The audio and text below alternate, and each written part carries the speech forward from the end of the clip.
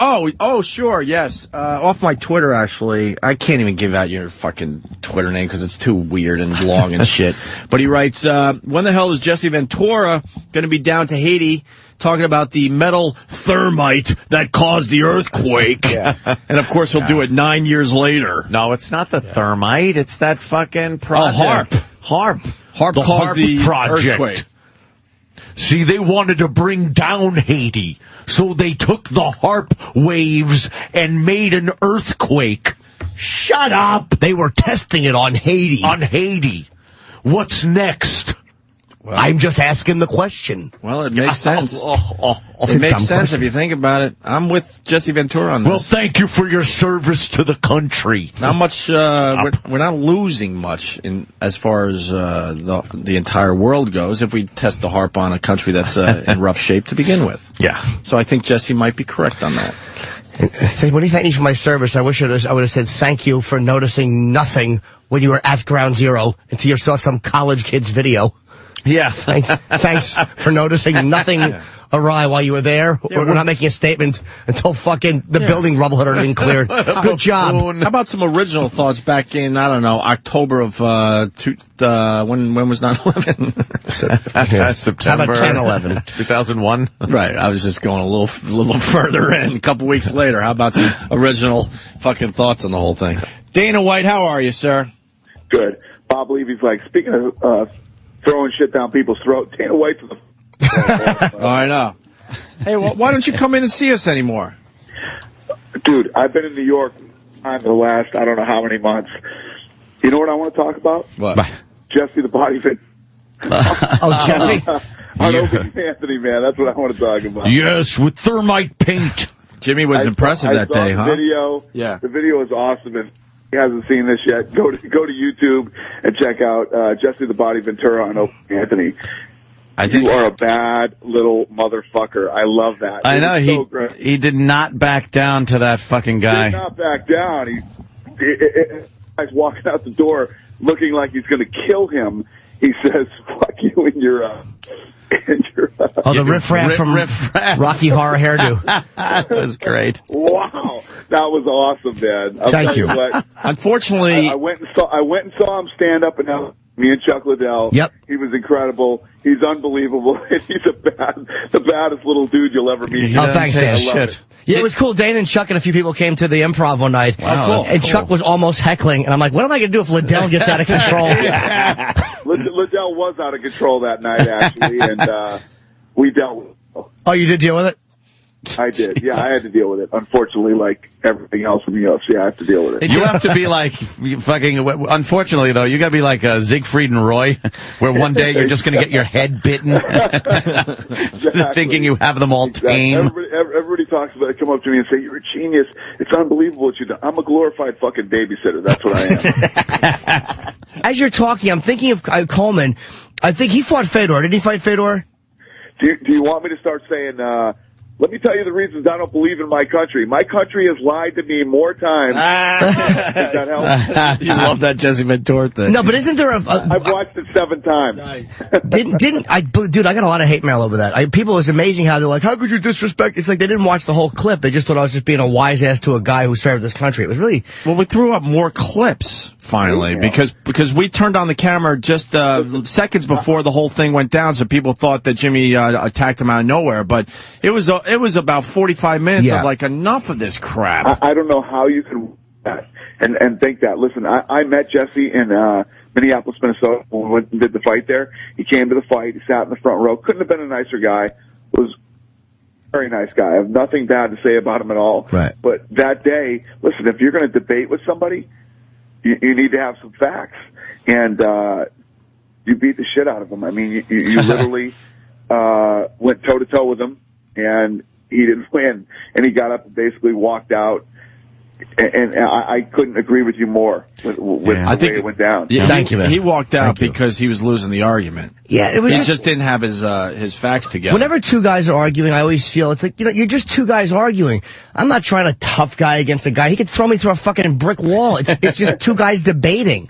I'm not testing I his agree. manhood or questioning his service to his country or any of that shit. Yes, you were. I was here. No, I wasn't. I was just, Actually, it was quite the opposite. Jesse was questioning his. You've never been in the service, so you have no right to talk about it. Yeah, apparently that's his Jimmy was logic. saying, really? So because I've never been in the service, I have no right to talk about how I feel about the troops or how I feel about, all these issues? That's bullshit. And you were right and he was wrong. That's why he got up and walked out. yeah, it was an uncomfortable moment, and I haven't seen him since.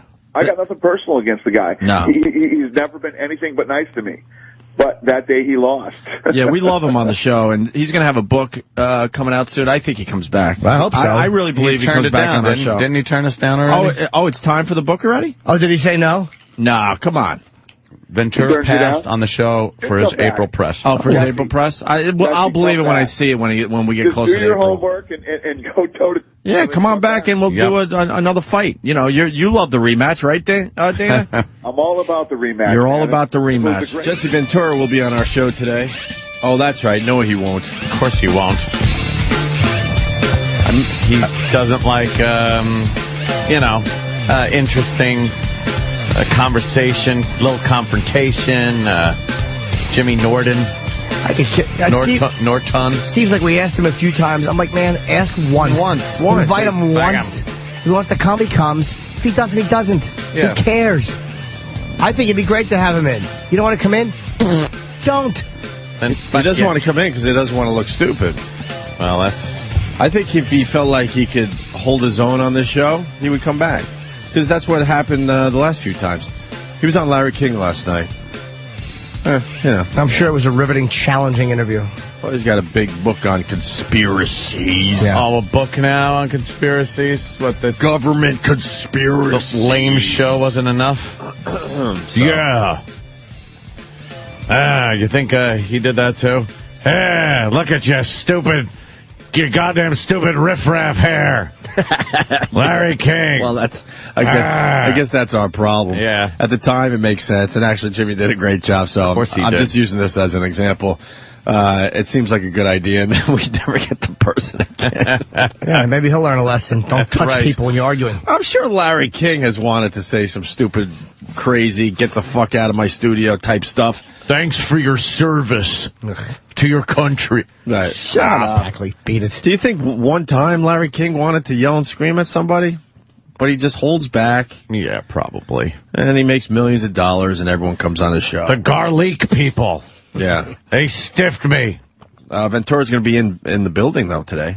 Yeah, but like long after we're off the air, unless he's Not doing even long after. Conveniently, pretty much as we're getting in our cars, like slightly after that. Maybe we'll see him in the elevator. Uh-oh, that would be scary. What would we do? Hey, What would we do? please. All right, so maybe they could pull some audio from Larry King's interview with Jesse Ventura. I watched like the first 10 minutes. I was bored, Yeah. so I decided to turn that damn TV off and get some sleep. All right, it's choice time. A choice. Jesse Ventura and Larry King explaining all his fucking conspiracies. I like the sound of that. Right away, right? Yeah. Or we got the women in New Jersey getting botched butt implants. This story's making the rounds. I've heard that story. Okay. So I'm going to be a little biased because I've heard that. Or it's a quickie, and we'll get to most of the stuff today. The long list of side effects for a fine drug. Oh, what drug? Something fun? Danny, what drug was this? Something again? exciting? Well, this is one of the drugs where they kind of have to put like what it does in the name of the drug, and then add some kind of suffix to it, Okay. to make it sound like it's like it's really good. So this one's called Abilify. Okay. I've heard of Abilify. I like ass effects. Yeah, that's one of my You hear that favorites. one? Ass effects. And it's Yeah. not spelled anything like ass effects like you would think.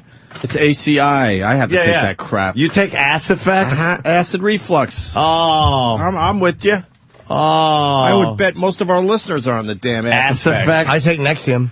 There you go. Next to him, same shit. Nexium. Yeah, for your acid Horrible reflux. It works too. Yeah, the S effects works. Although I haven't really had to take it in the last month or so. Changes your life.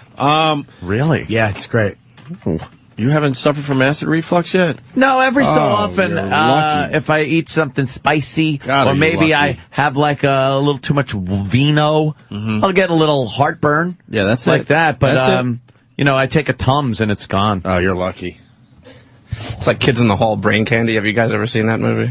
It wasn't actually that bad, but No. it's about like this fake. It's kind of like a Zoloft kind of drug, but they call it in the movie. It's called Gleemanex. Gleemanex. Absolutely perfect name. That sounds like a name. It could be a drug name, of course. Well, this is a quickie. We started this a couple weeks ago where these drugs that they advertise on TV, they don't sound that great because they talk about how great the drug is for maybe 5 or 10 seconds and the last 25 seconds of the commercial. 25. Oh, yeah. Oh, it's even longer? Watch it. This one's longer? See how long they actually talk about what the drug does, Okay. and then how long they actually talk about like the side The effects. of what side you can effects, do. they're horrific, but I guess the FDA forces them to make sure they have the side effects in Oh, these they drug have to. commercials. Yeah, they have to now. So here you go. I'm taking an antidepressant, but it feels like I need some more help. Approximately 2 out of 3 Fuck people up. being treated for depression still have unresolved symptoms. If your antidepressant Drink. alone isn't enough, talk to your doctor. One option he may consider is adding Abilify. Abilify is approved to treat depression in adults when added to an antidepressant. Learn more about Abilify. Call your doctor if your depression worsens or you have unusual changes in mood. Oh, okay. Here's yeah, now it's All right, just- listen. There's 45. Here it goes. There's 45 seconds left. 45 seconds left, and they're already starting on the, here's what might happen. So it's supposed to help your depression, but he says call the doctor if this does the exact opposite. Yes! The exact That's like selling Viagra and saying call your doctor if you have an erection that lasts more than 4 hours or if it makes you totally impotent. Gives you Bobo dick. Yeah. Well, here we go with the side effects. You want to try to count real fast? You got to bell in. Just, or at least ring the bell. Yeah, I actually want to hear him, though. Okay. I don't want the bell More to about distract. Abilify. Call your doctor if your depression worsens or you have unusual changes in mood, behavior, or thoughts of suicide. Antidepressants can increase these in children, teens, and young adults. Elderly dementia patients taking Abilify have an increased risk of death or stroke. Call your doctor if you have high fever, stiff muscles, and confusion on Abilify, as these may be signs of a life-threatening reaction. Or uncontrollable muscle movements, as these could become permanent. High blood sugar has been reported with Abilify big and fat medicines syndrome. like it. In some cases, extreme high blood sugar can lead to coma or death. Other risks include dizziness upon standing, decreases in white blood cells, which can be serious, seizures, impaired judgment or motor skills, or trouble swallowing. Adding Abilify's made a difference for me. I bet. Talk to your doctor about the risks and benefits of adding Abilify. That's Wow, that's funny. gotta suck for the drug company. Why would you bother advertising? And they say That about the sounds risks horrific. and benefits, like risks at first. Risks at first, yeah. Look, Yeah. there's risks. That sounds horrific. Call your doctor if you take Abilify and your head explodes like scanners.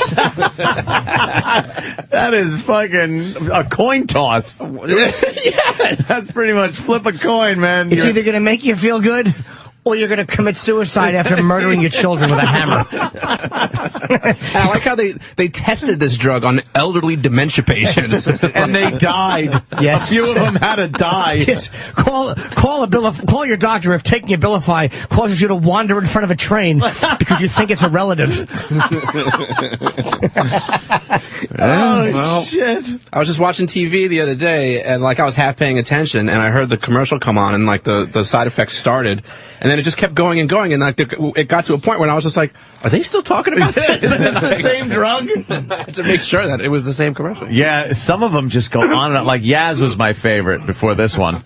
Yaz is like a birth control pill that you either won't have a baby or you will just hemorrhage and just drain of all your blood like a shot deer. Just awful side effects from Yaz. It's a pill that turns into a hand in your womb and it just squeezes whatever's in there. Women who are on Yaz shouldn't smoke, as this may cause spontaneous human combustion. What? Combustion in flames? You want to do Jesse Ventura now, or you want to take a break? Where we at? Where we at? What? Well, yeah, let's try to get into it a little bit. Jesse Ventura was on Larry King. He's not going to do our show this time around because Jimmy really put him in his place. And I think that's the real reason. Of course it is. It's not like the argument we had. Well, because he can't hang on that level. I mean, the thing is, we had an argument. Yeah. He's a guy who's like ex-wrestler. You had nothing to say. who says confrontational things and inflammatory things, and he probably thinks that he didn't like that I got nasty and personal, but so did he. Yeah. Come on, man. Stop. I think he can't defend himself is what it really comes down to in the end. But he was on Larry King, and I'm sure Larry wasn't really going to confront him. So you got Jesse having a run of the place, talking about his conspiracy theories. I can't wait to hear it. You assert in the book that the 2000 and 2004 national elections were stolen.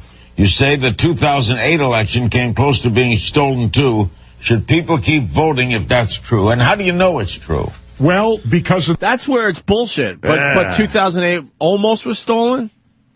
Almost. From Obama's person. Yeah, but how? Almost. If you have the ability to steal elections, why would you have one that was almost stolen? Wait, how was it almost stolen? He fucking ran away with it. I'm sure Jesse's going to explain here. Yeah.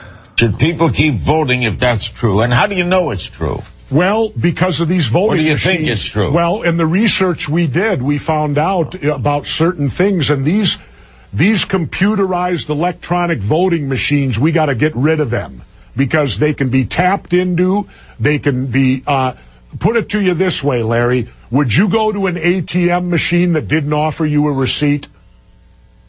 Yes. No, that you say they can be, but you What's don't know an if they are ATM? tapped Wait. into, do you? Ass Oh to yeah, mouth. the book. An ass-to-mouth machine. I go to the teller, and I give her my passbook, and she stamps it when I deposit money. He knows nothing of anything modern. Can I debunk that? So that's all you need, Jesse, is a receipt? A receipt. If they're fucking with the voting machines, can't they spit out a fake receipt? A phony receipt. No, because you'd know. But again, how do you know? Would you? Why Sure. would you know? They hand you a receipt and it says you voted for someone you didn't? No, I mean, like he said, you go to an ATM. Would you go to an ATM that didn't give you a receipt?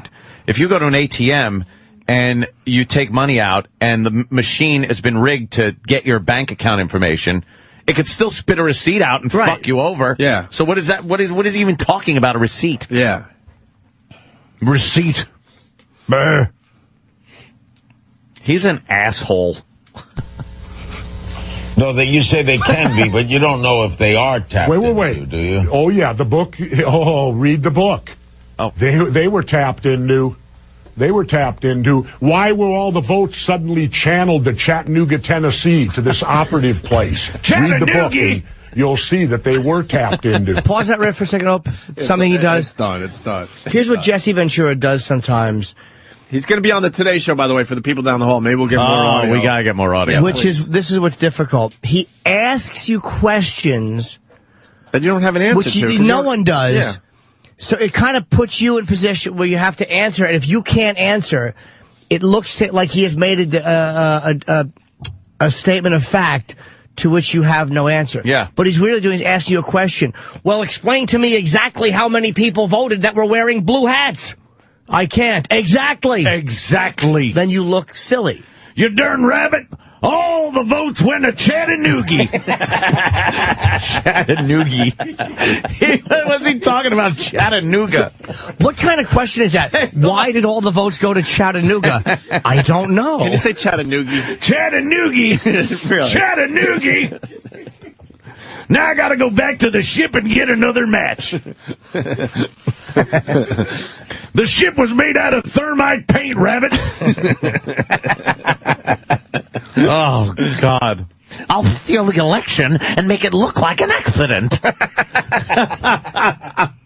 Did you ever see when Bugs Bunny's playing the piano and Daffy put an explosive charge and he kept playing the wrong song? He knew. What did he? Thermite minor key. Fucking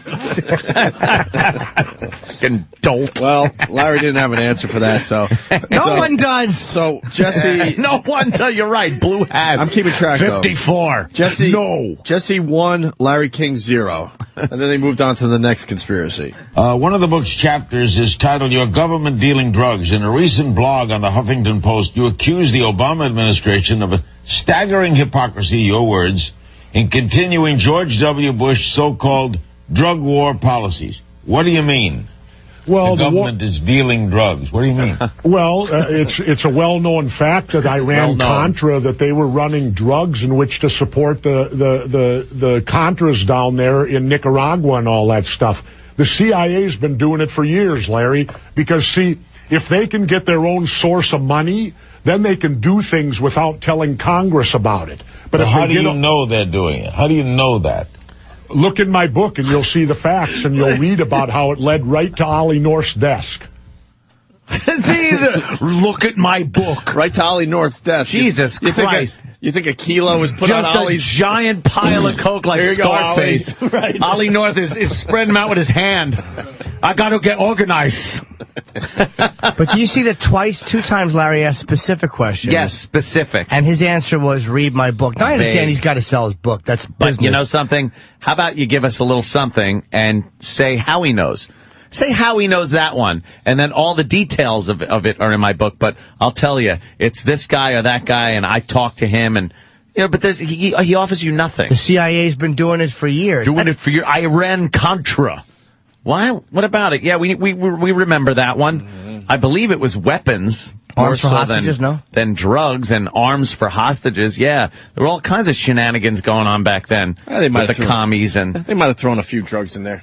Yeah, what are you going to do? Maybe a few drugs, a little pot, but I don't think it was mellow everyone out. I don't think it was a giant drug deals going on back by the CIA to finance themselves. Do you think Obama's dealing drugs in the West Wing? You have to come to the back door of the West Wing. Give a little knock. Michelle comes to the door. Little can comes down. You put the money in it. Who are you? Right. Who the fuck are you? Let's say hi to Larry King. Larry, great interview last night, Larry. Thank you, boys. Jesse, can I get thermopate in a satin latex? Satin latex. You want something in a low gloss. All right, let's move on to the next conspiracy here. My nephew, I saw him, he's 15 years old, and I talked to him about it, and I said, have you learned about the assassination of President Lincoln? And he kind of perked up. He said, yeah, we had that 2 weeks ago in school. I said, tell me what you know about it. Oh, no. And he related that John Wilkes Booth went to the Ford Theater, shot Lincoln in the back of the head, yelled something, dropped down, ran off. They hurt his leg. They chased him and caught him in the farmhouse and killed him. We're not teaching our kids that there were 8 other people involved in this massive conspiracy, that they were also going to attempt to kill Vice President Johnson, Secretary of State Seward, as well as General Ulysses S. Grant. They failed on those 3, but they were successful with Lincoln. Yet our history books don't tell that to our kids. The only thing they learn about is John Wilkes Booth. And isn't it interesting, Larry, that every assassin, lone nut assassin, you learn all 3 names: John Wilkes Booth, Lee Harvey Oswald, Mark David Chapman. Yet I'll ask you, well, what's Charles Manson's middle name? Who cares? Sweetie Pie? Did he say who cares? Who cares? Yes. Did Larry say who cares? You know what? That is the best thing Larry King's ever said, because you know what? Who cares? And why does he throw Mark David Chapman in there? And the reason we know the assassin's name is because that's the way the media paints them. Yes. The media, it's a way of giving importance and a monumental status to a person. What's your middle name, Ope? I don't have one. You don't have one? No. Anthony? Sorry, don't have one. You seriously lying? No, don't have one. I have a really? I have a confirmation middle name. Well, my name is... But it's not on a birth certificate or anything. Jim Norton. Okay, Jim Norton killed James Joseph Norton was arrested today. It just sounds more official. It's more facts out there. Lee Harvey Oswald. He was Lee Oswald his whole life. Why do we learn their whole name? Because when you assassinate a quote-unquote important person, for some reason in people's minds, it makes you important, and it elevates you. We know George Walker Bush. We know William Jefferson Clinton. We know Ronald Wilson Reagan. We know a lot of important people's entire And look names. at who was assassinated, too. Martin Luther King. Martin Luther King, yeah. John Fitzgerald Kennedy. Yeah, JFK, RFK. Yeah, you kind of know. You know, it gives more prestige and power. For some reason, that's just the way that they are. Yeah. But Jesse, I don't know where Jesse was going with that, by the way. And I've heard about the conspiracy. That isn't a conspiracy like did it happen or did it not happen. There was absolutely a conspiracy. Yeah. People conspire to kill Lincoln. and other people. Like you said, the vice president. It was supposed to be a whole big thing, and a lot of people were hung for that, put to death for that. Is that true? It wasn't just I didn't John know Wilkes that. Booth that died. There were people, a doctor that treated Booth, and other people that were involved in the conspiracy. Yeah, they were put to death. But it's not like nobody knows this. He's bringing shit up that it's like, let me tell you, I know. That, What was he getting at with Charles Manson? I don't know. Was Charles Manson, by the way, was Manson really his last name? No. Krautmeyer, right? Charles Krautmeyer, I think is his real name. Are you kidding? So what's the Manson? No, it thing was about? Maddox. Actually. Maddox. Why is Charles Manson Maddox. such a cool name to have then? A lot of people switch to that. How do you know that he was why a did singer? he switch that? I don't know. And I'll tell you why you don't know Manson's real name, for whatever reason, because he's not the actual one that did the killing. Yeah, that's true. It was fucking Tex Watson and Squeaky Fromm and Charles Watson is his real name, by the way. Charles Tex Watson. Charles Tex But Watson. they only wanted one Charles, and that had to be Manson. They didn't want two Charleses in the group. Oh, But what was right, it? Can we yeah. hear the rest of that? I don't want to know what his point was. Yeah, what's his fucking point? No, that's where it ends. Who cares? Yeah, let's go to Mike in I'd New love York. to know what he said after who cares. Mikey. You should. Hey, what's going on, boys? Hey. Hey, I have a question. If Jesse Ventura is such a fucking patriot, then why isn't he just telling us the answers instead of going, read my book? Ah, you know something? Great point. If he was such a patriot, this shit should just be, he should be out preaching this from a soapbox instead of trying to sell a book. You're right. Great point. You're writing a book, fine. But when he says, how do you know this?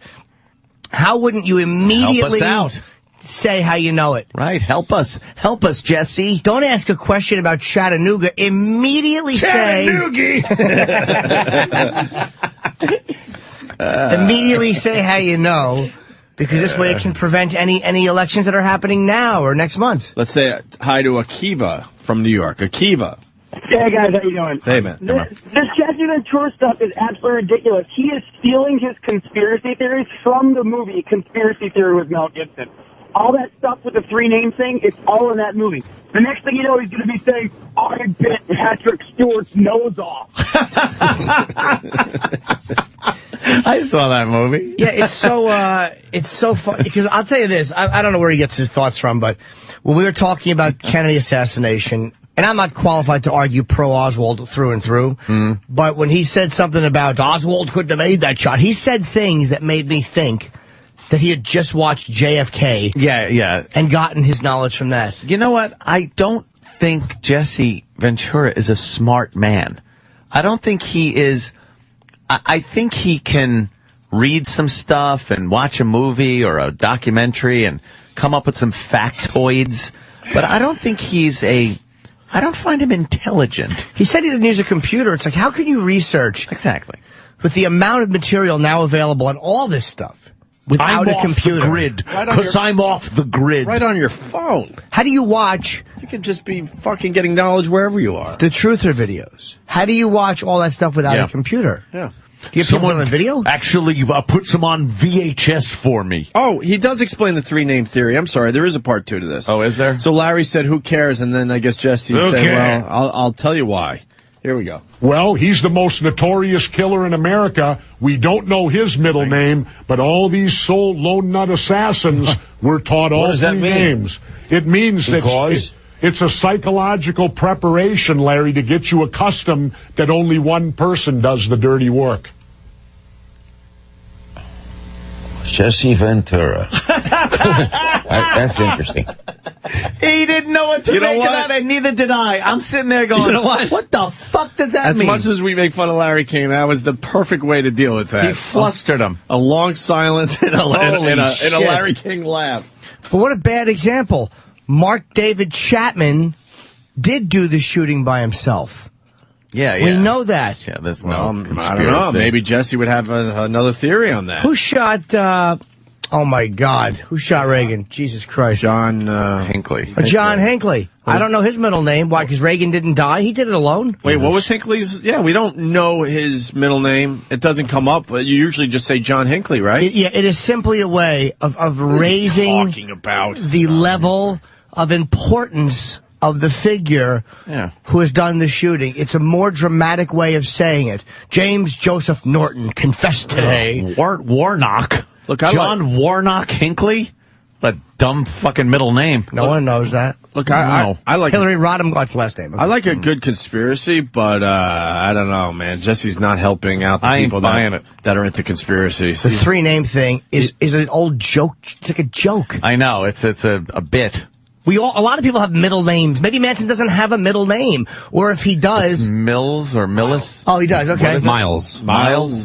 But the media is the ones who put the names out there. Yeah. You read about it in the fucking paper. But the media is in with the government, Mr. Norton. So the government said, please. okay, look, keep that middle name under your hat. Yeah. Why just...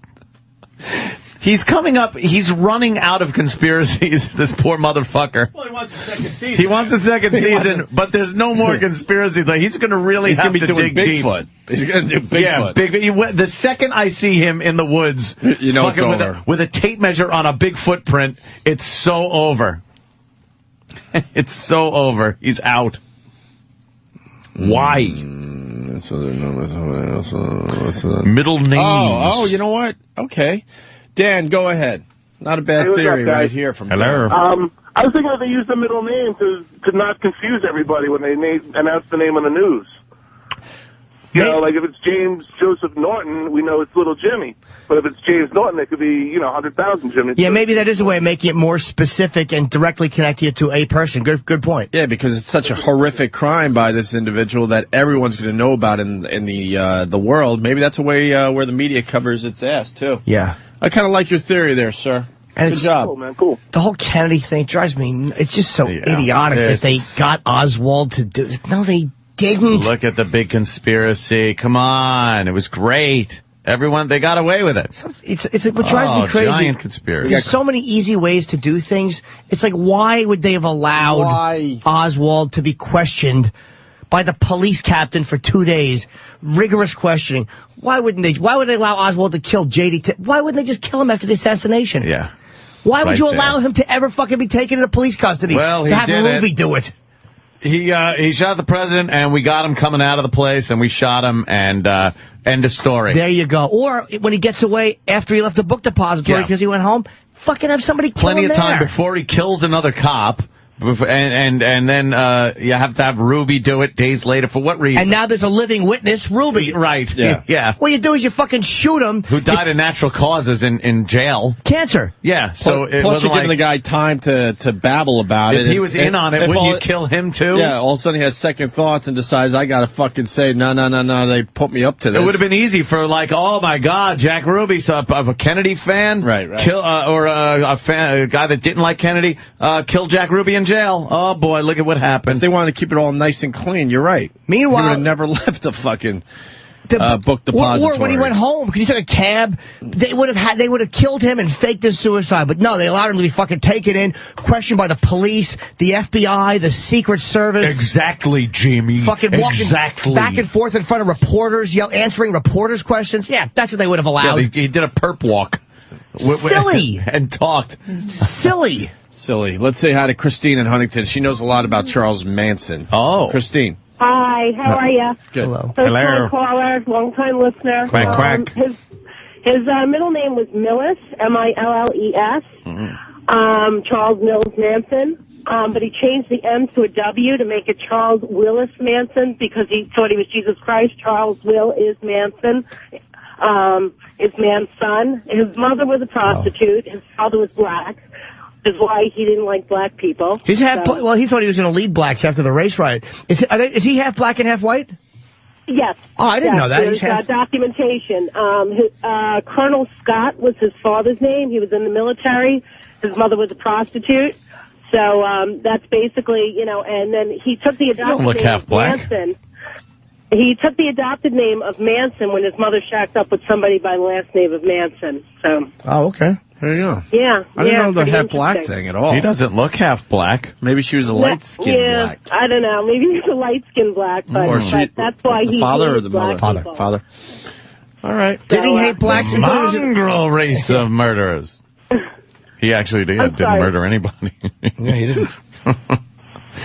That is amazing. He's in jail that long and really never physically did it. Yeah.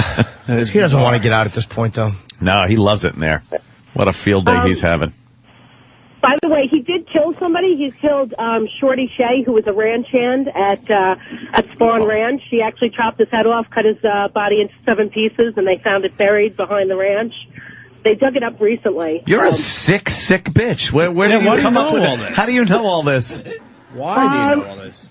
My father's a cop, so I've been interested in all this stuff from a very early age. And actually, I went on a Charles Manson tour last summer in California.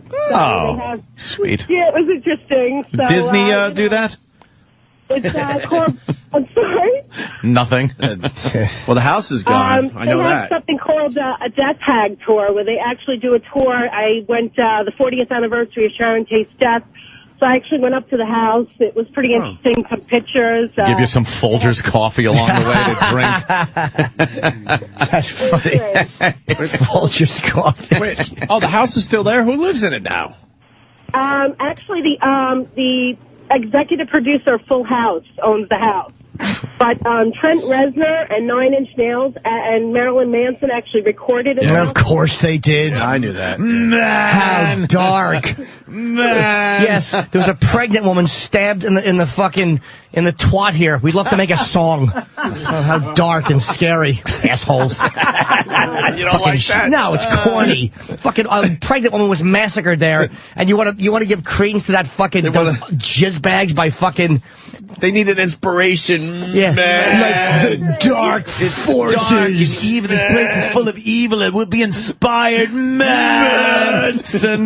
Just some coffee broad sitting there with dentures and coffee breath. And they fucking cut her throat. Coffee breath. Some asshole wants to go there and strum a guitar. You think they had a seance, before they recorded? 9 Inch Nails. Those guys are dark. I don't understand them. Yuck. Fucking shitheads. Why don't you stand where Reginald Denny had a toilet bounced off his face? Fucking play the harmonica. Shitheads. You know, Jimmy, that's very logical right there. Oh, shit. Fucking cornballs. Right. You think it's a bit corny? It's fucking really corny. Yeah. Trying to associate yourself. Oh, this guy's dark. I think they wrote Helter Skelter on the wall for like inspiration too, man. Yeah, this is what happened. Brooding guitar. I could feel it. Can you find an article on this? Because I'm sure in the article, Trent says some douchey things Of course he does. About his time at the house. Well, you could feel that something. No, you couldn't. No, you couldn't. The riff came to me, man, when I was in the same room alone. I just felt it, man. I need an article on this. Why don't you record in a hospital room where some old lady was fucked to death by 3 orderlies who have since been let go? Why don't you go in there and play the fucking spoons? Fucking brooding cunt. Paper in a comb. Fucking dullard. Fucking so sick of the dark, misunderstood musicians. I kind of like 9 Inch Nails, but you know what, Jimmy? A lot of bands but God bless have you. done it in castles. I don't mind a castle. Or, you know, Zeppelin did the castle. Zeppelin did it, and Aleister Crowley. I think Aleister Crowley's, right. He's kind of a historical, but he's not really responsible for slaughtering a pregnant woman, to the best of my knowledge. He had a few animals die, and Mussolini did kick him out of Italy. He was kind of a sick piece of shit. A naughty boy. He was a dirty one, Aleister Crowley, but God damn. I don't think he sent a bunch of fucking drugged out hillbillies to kill a pregnant lady and some chick that just wanted Sanka to be put out of business. That's all she wanted, was Sanka to go away. He hated Sanka. I think DiMaggio was behind that. Because the whole Mr. Coffee feud, he was fucking... He didn't like, man. What do we have about... What did Trent... What song did he record? Or what album? Yeah, we're getting some info. Did they record in the house? Oh, there's the info. Yeah, man. Here it is. All right, read this. Let's see. 9 Inch Nails' second full-length album, The Downward Spiral. Billboard chart 94. Good album, by the way. 2. Gotta say that. Highest selling 9 Inch Nails release. To record the album, Reznor rented and moved into 150, 10050. How do you pronounce that? I don't know. Cielo Drive, I'm guessing. Cielo Drive. The mansion, site of the 69 Manson family murders, man. Reznor built a studio space in the house, which he renamed Le Pig, after the word that was scrawled on the front door in Sharon Tate's blood by the murderers, man. Resident told Entertainment Weekly that despite the notoriety attached to the house, he chose to record there because I looked at a lot of places and this just happened to be the one I liked most. You fucking phony. Shut up. You're fucking trying to cover What about your a ass. studio? How about a recording studio? You're just covering your ass. Why would you look there to begin with? Why Yeah, wouldn't you yeah. go into all these studios? It's fucking California. There's nothing Yeah. but what all. Hey, let's look over here at RCA. Hey, let's check out that place where the fucking pregnant lady got her stomach cut open. What a prick! And why do you name it after what they wrote on the wall if you weren't there for that reason? You had to say that Fucking because I'm sure douchebag. a bunch of Yeah. people said you're fucking exploiting the murder there. We did Trent. our next album at Jeffrey Dahmer's house while an Asian man had a hole drilled in his head. Yeah, we called it La Hungry. Fucking asshole. Fucking creep. Yeah. Dolt. Yeah, why do you do it where a pedophile like raped a kid or something? Like I guess that's not as attractive and dark and scary. No, man. You need some time to go by. You need a legend attached to Yeah. it and everything, of course. We taped it in this pedo's house. We called it La Hairless Weenie. You fucking bucket of jizz. Fucking asshole. Trent Reznor, so overrated. Drives me nuts. We got some more info? Do we have more info, man? Yeah, man. Oh, just leave it there then. I'll get along. While I was working on Downward Spiral, I was living in the house where Sharon Tate was killed. Then one day I met her sister. It was a random thing, just a brief encounter. How is it a random thing? I know.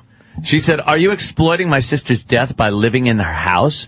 For the first time, the whole thing kind of slapped me in the face, and I said, "No, it's just sort of my own interest in American folklore.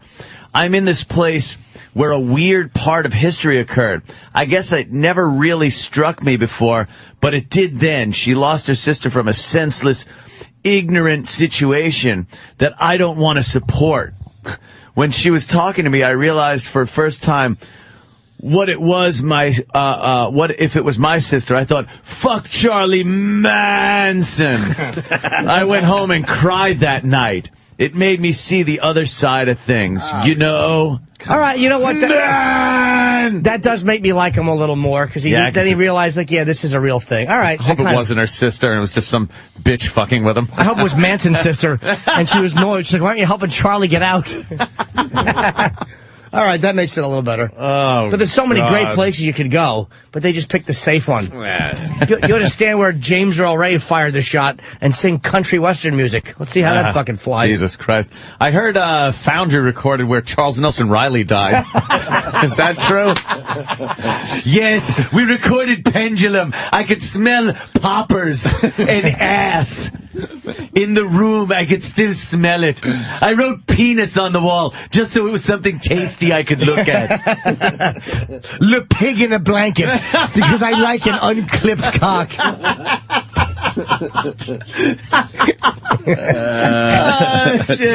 Yes, Thomas Stephen Carlisi. 3 names, man. Yes. I went into a buddy booth where a man's penis was kicked through a glory hole. I put on tap shoes and did my Gregory Hines tribute.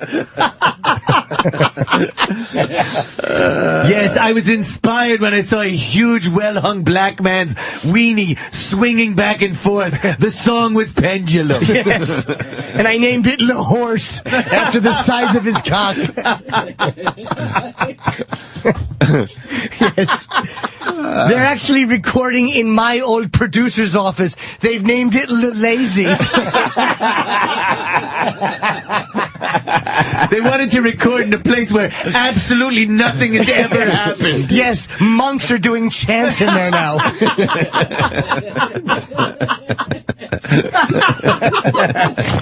Yes, they call it cheeseburger. They should call it Le Fired.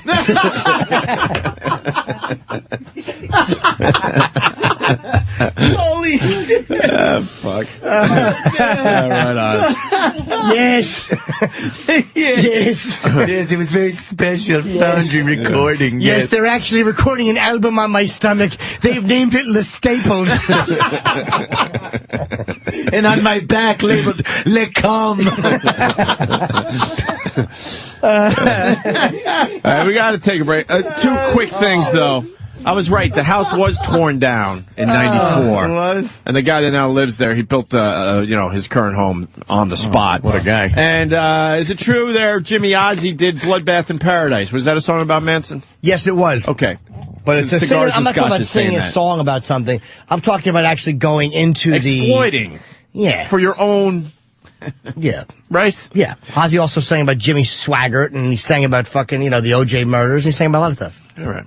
We didn't get Jesse Ventura on our show yesterday. I wonder why. But he was on everyone else's show here at Sirius XM. I mean, everyone. Everyone got to talk to him except for us. I saw him when I left the studio. He's a little crybaby for not coming on we our missed show. the big interview? Yeah. Gives a shit. How about you come in here and confront us if you're a big tough guy? Exactly. I want positive press. And the only reason I say that is because he was talking about Jimmy on every other show. I got 3 examples of other shows that had Jesse on that were talking about Jimmy. Well, Jimmy was right here. You could have come in and fucking talked to him. And I actually really haven't badmouthed him since that. Like on DJ Shea, because they called in. They said, look, Jesse's called. I've called a few shows they've called, and I haven't trashed him. You're hysterical. That's like saying, look, we only bombed the Japs twice.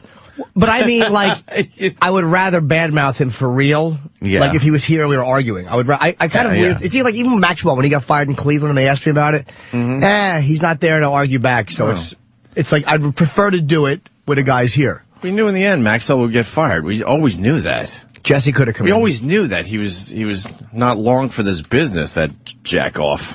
But you know what I'm saying? Off. You know what I mean? It's like he could have come in. He was in the building. Yeah, so Jesse did everyone else's show. We got the audio as they asked about Norton. So I'm we sure got it's that riveting to play. audio. Yeah. You got Jesse Ventura, who stopped by yesterday to do everyone's radio show except ours here at Sirius XM. No, that's our punishment for confronting him and being nasty when he was nasty, or my punishment. Yeah. Who For cares? questioning his conspiracy theories. And he didn't like the personal nasty insults, but who gives a fuck? Didn't. And we have a much bigger audience than all the shows he did, except for Howard. I'm not going to fucking front here. But the rest of these shows he did, there's no real audience. No offense to these guys. They're building an audience every day. But we have a huge audience, and he avoided us. Yeah.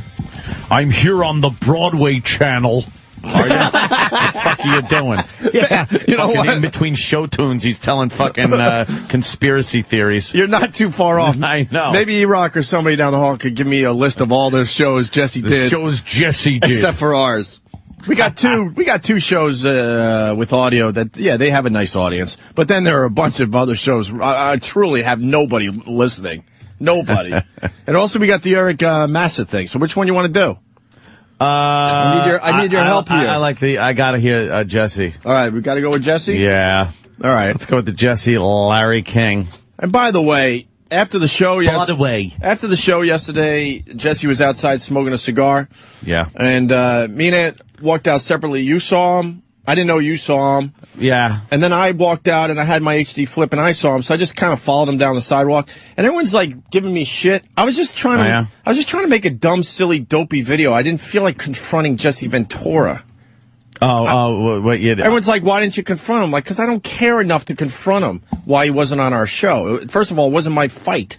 It was Jimmy's fight. You could have had the flip in front of your face and your hat on. He wouldn't know who the fuck you were. That's what I was thinking. And just be going like, hey, Jesse. Yeah. How you doing? Well, shut up. I'm looking for conspiracies. Well, I was surprised that I even saw him on the sidewalk. And then I'll be honest, I didn't really know what I wanted to do. Yeah. I had the HD flip. I turned it on to try to do something. And then I wasn't even going to post a video, and I did anyway because it was like, hey, this is kind of weird that all of a sudden I would just run into the guy outside the studio. So yeah, I saw him But for the some people, I wanted to make something silly and dopey, not go for some big over-the-top confrontation with Jesse Ventura on the streets of New York. I could have asked him, though, without being nasty. Like, Jesse, why didn't you come on? We could have worked this out. I guess I could have. And he could have punched you in the face on the street. Nah, he wouldn't have. I don't think he would have either. You never know.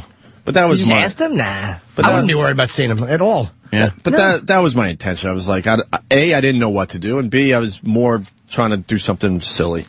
But with that said, Jesse did Covino and Rich, and God bless these guys. They asked about the confrontation between I like those guys. Jesse Ventura and Jim Norton. They're on Stars. They do afternoons on Stars. It's a good show. Well, I remember last time you were here, I remember you were down the hallway with the Opie and Anthony show, and you got in a fight with Jim Norton. And that became like a big YouTube thing. They're all dead? You're sure of that? Yes. Were the bodies identified? No, but that's taking that argument.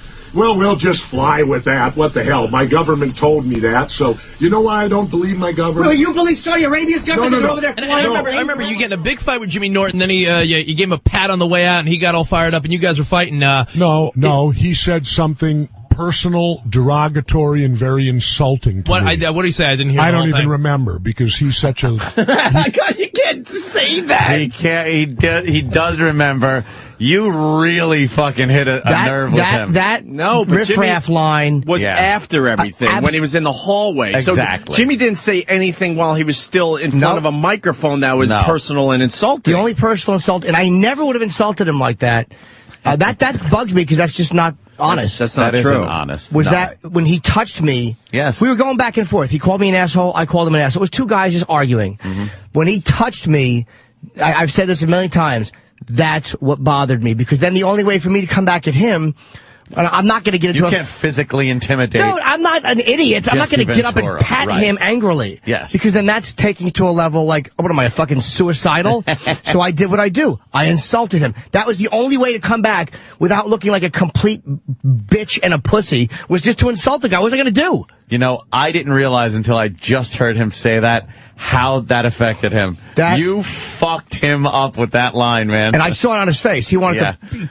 That really got to him. It really did. But again, if he hadn't touched me, if he hadn't sarcastically slapped me on the back, I never would have said that to him. Did. Ever. He did touch you. Really annoyed him. Dude, I never would have said that to him. Thank you, Danny, for pulling What up a great every reference. riff-raff picture. What a great reference. It is so good. You killed him with If we're that line. hey, look, if we're arguing about points and we're disagreeing and we're insulting each other, it's not very nice. And you want to use what you'd got, well, then I'll use what I got. He has physical intimidation and strength and the ability to squish you like a little grape. Which he could do. And you have the ability to fucking say something that fucking personally insulted and hurt him. He'll never be able to hurt my feelings, but he could throw me through a wall. I have done far worse than kill you, Jesse. I hurt you. And I'll continue to hurt you. Let's get back to the audio. What did he say? I didn't hear I the don't whole even thing. remember because he's such a. He don't mean nothing to me. And all I did was turn around and I looked at him, and you know what went through my mind? What? I thought, you're lucky, boy, that I'm civilized today. Because I said, if you would have spoken to me like that when I was a Navy SEAL, I'd have cut your balls off and shoved them down your throat. Jimmy didn't have balls back then. Exactly. They hadn't dropped yet. I was just a wee lad. He was a little kid.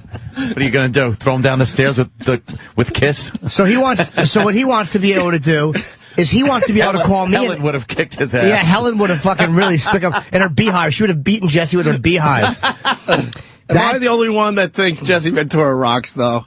Why? If he just said that when I was a Navy SEAL, I think you got to worry about the VC that are coming after you. He rocks because he's such a character. Yeah, he really is character. a fucking character. I would have respected him. I would have thought he rocked if he came in and we had it out or just talked about it. I wouldn't have to argue with him again. I'm very reasonable. Yeah. Well, I'll tell you. I mean, don't fucking do that to me and then bitch when I insult you. Stop. Oh, you fucking nailed Stop him. it. I got another 10 clips. I don't know how many of these we're going to play. Wow, all but of them. everybody was asking about the confrontation he had with Jim Norton on our show. I want to hear every one of those clips. It continues on the Covino and Rich show, Stars. They were on another channel. What happened? Maxim was discontinued, but those guys are very good, so they didn't want to lose them, so they put them on. They put a bunch of shows that they liked on Stars, I think, when they got rid of a couple of channels after the merger. What is Stars? Is that like a talk station channel? I think so, yeah. Yeah? They have some good shows. I have no idea what this place does. Jesus Christ. I know this channel and Lithium. I know this one in the Boneyard. That's pretty much it. Yeah. Although, okay. Try Classic Rewind. I'll occasionally go to Hair Nation. And Alt Nation.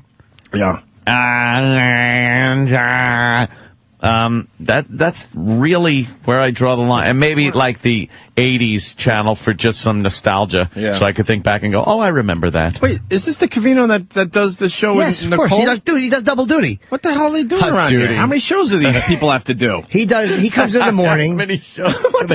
How afraid of being fired is he? I love this guy. Could you do overnights too? Sure, I'll just put up a tent. I'm on it. He does mornings here on the mashup, and then he fucking, I guess, does some prep or I don't comprehend. And then he just does the afternoons, Covino Rich. Wait, he works more than 4 hours a day? Dude, he works like 12 hours a day. He's an animal. What the hell's wrong with him? He must be young. No wonder we never see him in the elevator.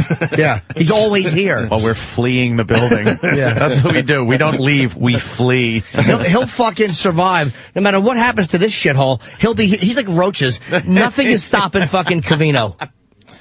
Well, Covino, man, God bless Covino and Rich. They had balls. It continued. Yeah. There's conspiracy there, Rich, because we had Jimmy Norton on our show that day. Hold on, here's what Jimmy and Norton he felt said. like you chumped him, like you pulled the alpha male card on him when you made contact with him. Hold on, Oh, here's brother. what he said. It really was a sarcastic pat on the back, but I didn't like it because we were two guys who were angry at each other, and we were genuinely mad at each other, and he still, because he's a big guy, felt comfortable pulling some alpha male shit like that. Like, I knew what he was. I don't like being fucking touched Nah, that's when I'm fucked angry. up. Because let me tell you, if him and Chuck Liddell were arguing, I'm not saying he wouldn't argue with Liddell. Of course he would. But he wouldn't go over and touch him like that on the way out because he knows he'd get fucking punched in the mouth. Is that true? Bull crap. I sure would, because all I did was I gave him a pat like, hey, that was a pretty good argument we just had. Oh, my God. No, you didn't, Jesse. He took it the wrong way. I got stopped. No, you didn't. No, that was an aggressive as move an observer that he did because he knew that was what he had to try to intimidate you with. And it was that he's just not being. Maybe he remembers it that way, but I don't think he's being honest. Because he goes, if he said, hey, look, man, it was fun arguing with you, and did that, but he goes, thanks for your service to your country. Yeah. Like, I knew what that was. He was angry at me at that point, because we weren't being, he's just not, I'm not going to say he's lying, because maybe he's told himself that, but that's not what happened. I never would have insulted him if he was being friendly. It's just a jump to the left, and then a step to the right. Put your hands on your hip, right? But I never would have. But he took it the wrong way. He took it like you were. Yeah, he took it that I was being condescending. I can tell him without a doubt I did the same thing. I'd do it to Muhammad Ali. I'd do it to anybody else, too. It was not meant as anything derogatory. I know how I did it. All I did was give him a little pat on the shoulder as I went out and, kind of like, well, we'll maybe see you next time. See, he was going after me because what's better for him? You think he's going to get an ounce of publicity if I wasn't the other equation? Well, how he does was Ventura doing that handle it? simply just to get his own publicity at my expense. Oh, my God. It's just, honestly, no. dude, it's just not the truth. Yeah, Jimmy's doing Leno. I mean, he's doing just fine. Dude, man. let me tell you something. Holy I don't care about a YouTube video that got 500,000 hits. I don't care. One appearance on fucking Red Eye is the same amount of people. One appearance on Leno, even when the show wasn't doing well, is fucking 6 times that. Yeah. Exactly. And I don't care about a YouTube video. what I love is that the gang here at Sirius XM, Jesse was trying to avoid us at all costs yesterday. Wanted no part of it. And it's great that these other shows were like, fuck that. Calling him out. Fuck that. We want to talk about, that big conversation I had with Jim Norton. He should have came in here. It really was. That's look, what's he gonna say? But to think it's for publicity, it's like, come on, dude. Well, that's just not honest. He did, yesterday, some of the shows he did, Covino and Rich, Alex Bennett, Mad Dog, POTUS, Howard, and Blubba. Did POTUS? And he's also doing The View today. So maybe see? Shut up. So maybe he'll Thinking. be asked some tough questions on The View today. The View. And well, it continued on Covino and Rich. How does Jesse Ventura handle stuff like this? I mean, when you come at people with conspiracies, 9/11 conspiracies, Yep. Federal Reserve, Yeah, 2012 I'm aliens. guessing Jimmy Norton's not the only guy that's ever got mad or fought with you about a 9/11 thing. Yeah, but he's the only one that's made it personal and insulted me personally. You can disagree with me all you want. You can say, Jesse, you're full of it. This is nothing. This is baloney. How can you believe it? But when they take it beyond that and they make a personal insult to you, that's a whole nother ballgame. Wow. Just like in the world of politics. You can disagree with another elected official. You can disagree on policy all you want, but you don't make it personal. Ooh, well, Can you pause that for a second? Because he's saying This is not exactly the opposite of what happened.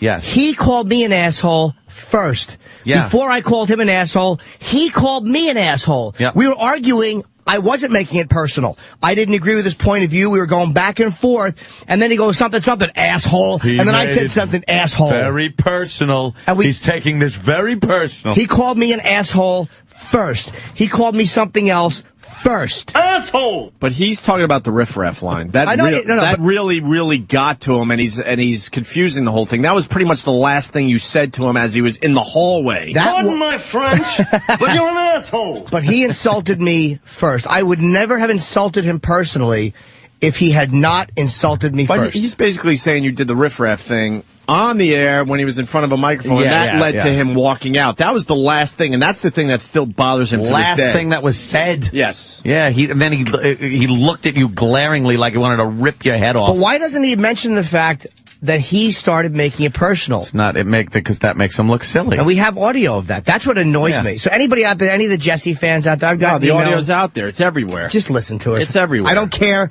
if you fucking truthers don't like. I don't care. Your fucking your angst and your anger and your rage are meaningless. Gatekeeper. Just don't make it personal. Ooh, well, what's crossing the line for Jesse Ventura? What was it? I know he said something about your hairdo. What was it? What really pisses I don't you off? even remember. Again, he's such a nothing to me. Why would I dwell on him? The minute I left that room, he was old news. I don't even, today, you just told me his name. I don't even know his name. And if you saw him today? Okay. I'd still recognize him because I've done the show 2 or 3 times. No, but would you snarl at him? Would you intimidate the guy, or would you just give him a high five? I would simply ignore him. Would you? Simply. But the bottom line is this: who did you fucking get? If I know I'm stunned at how badly you got it. I thought he was very pissed right then and there at you saying that, and then he probably did just walk it off. But let me tell you, that fucking is sticking with him. let me tell you what that was, and that what happened between me and Jesse Ventura is how you become a funny guy in high school. And this is why jocks leave you alone. Because it's like they can beat the all day long. He could throw me through a wall. No matter how sick he was, if he had brain cancer, I could never best him physically. No. And I would never try to. Nope. But guys like that never want to be embarrassed by what they would consider a little pipsqueak. And accurately so. Yeah. You're right. The jock can punch you in the face. That'll fucking go away in a while. You can embarrass him. That shit sticks in their head forever. And here's another question about what he's saying, the honesty of it. If you forgot right about it, why would you turn down a show with an audience the size that this show has? Yeah, you forgot it. This show has a massive audience. Yeah. So why would you turn down promoting whatever it is you're promoting? Don't be dishonest. Just say, look, we were arguing. I got a little personal. He got personal back. I alpha mailed him a little bit. He insulted me, and I didn't like. Just tell the truth, man, about what happened. Talk it out on the air. Yeah. I think to break it down, I think he blew off our show because he can't hang intellectually. I really believe that. He didn't have answers to a lot of the questions we were throwing at him that day. Can I correct myself? Yes. I've made an ass of myself. It's Rich Davis, not Covino, who's on the morning mashup. So sorry, Rich.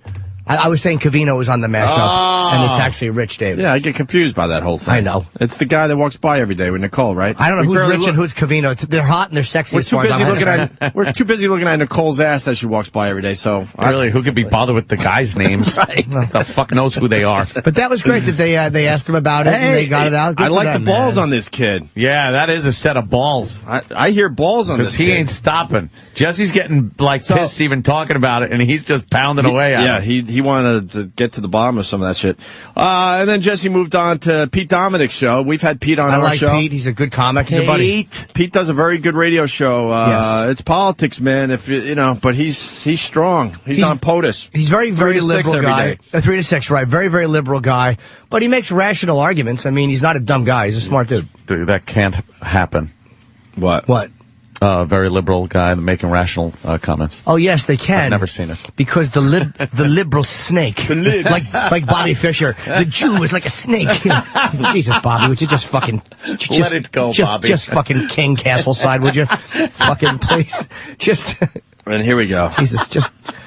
Check out Jesse Ventura, his new book, American Conspiracies. I always love having you in here, man. It's really. I like doing your show too, Pete. It's a lot of fun having you. And you know what else? You don't run and cry if I leave and tap you on the shoulder. I would appreciate it if you'd punch me in the face, actually, as hard as you can. You don't run and cry like a baby and whine and, geez, he touched me.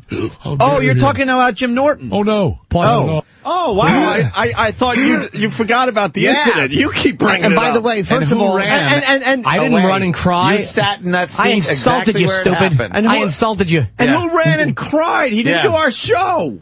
That's running. Jesus Christ. He was in the building at the time we were broadcasting. He left. Because we saw him on the street when we were finished. Jimmy was exactly where he was when he made the comment, never moved, sat in his seat, and Jesse left. He left. So who ran and cried? He said he was run and done. cry. I insulted you. He said he was done. You actually got a former governor to go, Dude,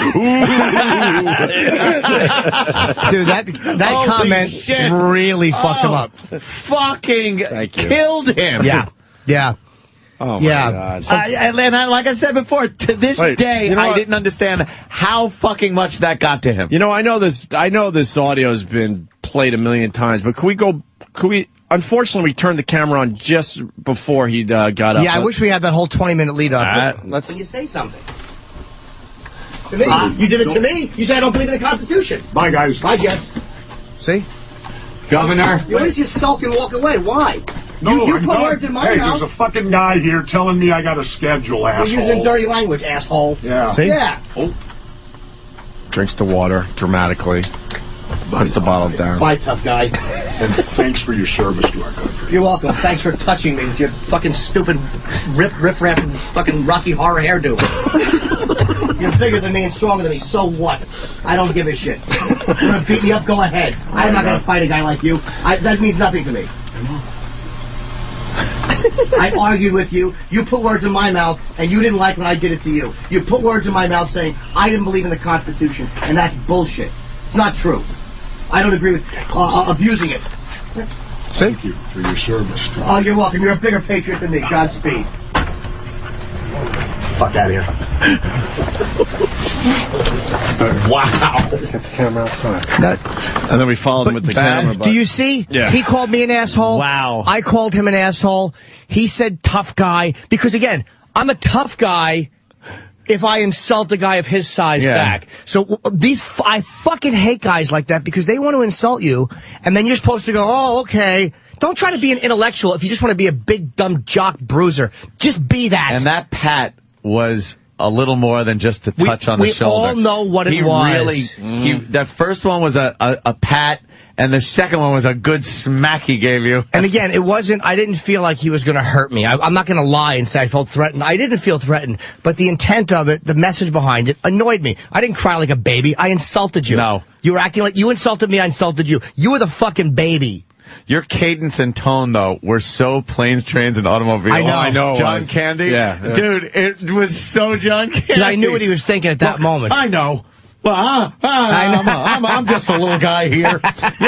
You fucking. Because I knew it was going. Classic. I know it was going through his mind. Don't just stare. We both know what you're thinking, so just say it. You just did not fucking stop. That was good. Can I point out something important? No, I think that's impossible, but go ahead. Yeah, exactly. You sometimes you do it accidentally when you're pointing out things that aren't important. We're like, no, the wrong category. Look, a pinwheel. It's not important, Kenny. He had nowhere to go. When he says in the video, I got a guy here telling me I got to go, I got a schedule, I thought I was standing right there. Yeah. It was just Kenny was out in the hallway. Yeah, he came with a broad publicist. There was no guy with him. And he was stealth. If you get the audio of the whole show, it's out there. He admits, I don't know, but before the whole confrontation that he has nowhere to go and he could hang out longer. And then all of a sudden he had somewhere to go because it got a little hot in here. And he kept pushing the microphone away. And he did that at K-Rock one time. He doesn't like when you argue with him. So he's not being straight when he says that. Right. No, he's not. So that's what happened. That's the end. Unfortunately, the audio we don't have right now, you don't hear the 20-minute lead up, which people who heard the show heard. And it proves he's still bothered by this whole thing because he brings it up on Pete Dominic's show. Yeah. Pete's like, oh, you're talking about Jim Norton. Like, he was going to let him go without even discussing it. Sure, but I didn't. That's what happened. Yeah. And you're right. It was planes, trains, and automobiles. Oh, it was so much. But it was almost like in that moment, it wasn't like I'm going to stand up and let's fight you. It was like I know what you're thinking, and it annoyed me that he was thinking that. You pointed it out to him too. It annoyed me. I think he felt like, this guy's completely on to me. He felt like naked standing there because you completely pointed out what he was thinking, what he was about. He couldn't trick you into trying to think something else. And then you dealt him a knockout blow with that fucking line, dude. Yeah. That affected him and still does to this day. I am amazed how badly you fucked him up with that line. But you're right. I was a planes, trains, and automobiles ass. Look, I really should have a dumb grip away. I know. It's one of my favorite scenes, man. Go ahead, hurt me if you have to. It had the same cadence. You're right. I'm an easy target. I know. That's why it was so fun. Could we just? But let me tell you something. I want to get that part again. I like me. In that my wife context. likes me. My friends like. No, my customers like me. My customers, my customers. I'm the genuine oracle. Where's the Jimmy Norton line? Because I got to hear that again. I just got to hear that one again. Let's get to the end of this this one clip here from Pete Dominic's show. No, he wants the I wanted the Jimmy Norton line. I wanted the Jimmy Norton line again. And then we'll play the planes, trains. We got that on disc. E-Rock, run it down here, please. Because we play it all the time. E-Rock, run. We'll play the Jimmy thing, and then we'll play the planes, trains. E-Rock runs like the blob in a bowling alley. I've had enough quakes this month. He's queuing that up. Let me play the rest of this clip here from Pete Dominic's show. And you don't run and cry like a baby and whine and... Oh, you're talking about Jim Norton. Oh, no. Oh, yeah. Did you not do O&A? I would think you would do it again. I mean, that was great. The way that that was awesome. I'm sorry. I thought that, it was weird. I had you that day, and then Jim Norton came on my show that day, but we didn't really get in too far into it. But I wish you would have done that. I thought you handled that pretty well. Wow, he's like good for Pete, though, man. You should have done O&A. He's right. And then good for Pete. Ends with this. You're not going to say anything? No, he's just very lucky. Yeah. Because if he would have personally insulted me like that, which he did, I didn't mind him disagreeing. I saw you shake. I thought you were going to take him out. When he personally insulted me like that, I thought to myself, here's what I thought. I thought, you little weasel. I thought if this was back in my Navy SEAL days, I said, right now you'd have your balls tore out and they'd be shoved down your throat. Wow. That would have been. For doing that. That video went viral as it was. That would have really made it very popular. But damn. Governor Jesse Ventura. I'm civilized now, so he's very lucky. Is he? He's lucky that didn't happen. You ever watch his comedy? He's a great comedian. Forget about it. You don't even want to. All right. No, if that would have happened back when I was 21, he would have been in serious freaking trouble. Oh, right. All right, again, don't try to recapture you stop it. Yeah, stop. We get dramatic. it. That was why I insulted him to begin with. Take that fucking big guy shit and fucking beat it. Wow. Stop. When he was 21, the more important things, the Kaiser was roaming all over Europe. But that's exactly that thinking. Like, he still feels entitled because he's fucking 6'11". Like, shut up. If he had said that, I would have ripped his balls off. Would you have, Jesse? He should have said, if he'd have said that after my Navy SEAL days when I was wrestling.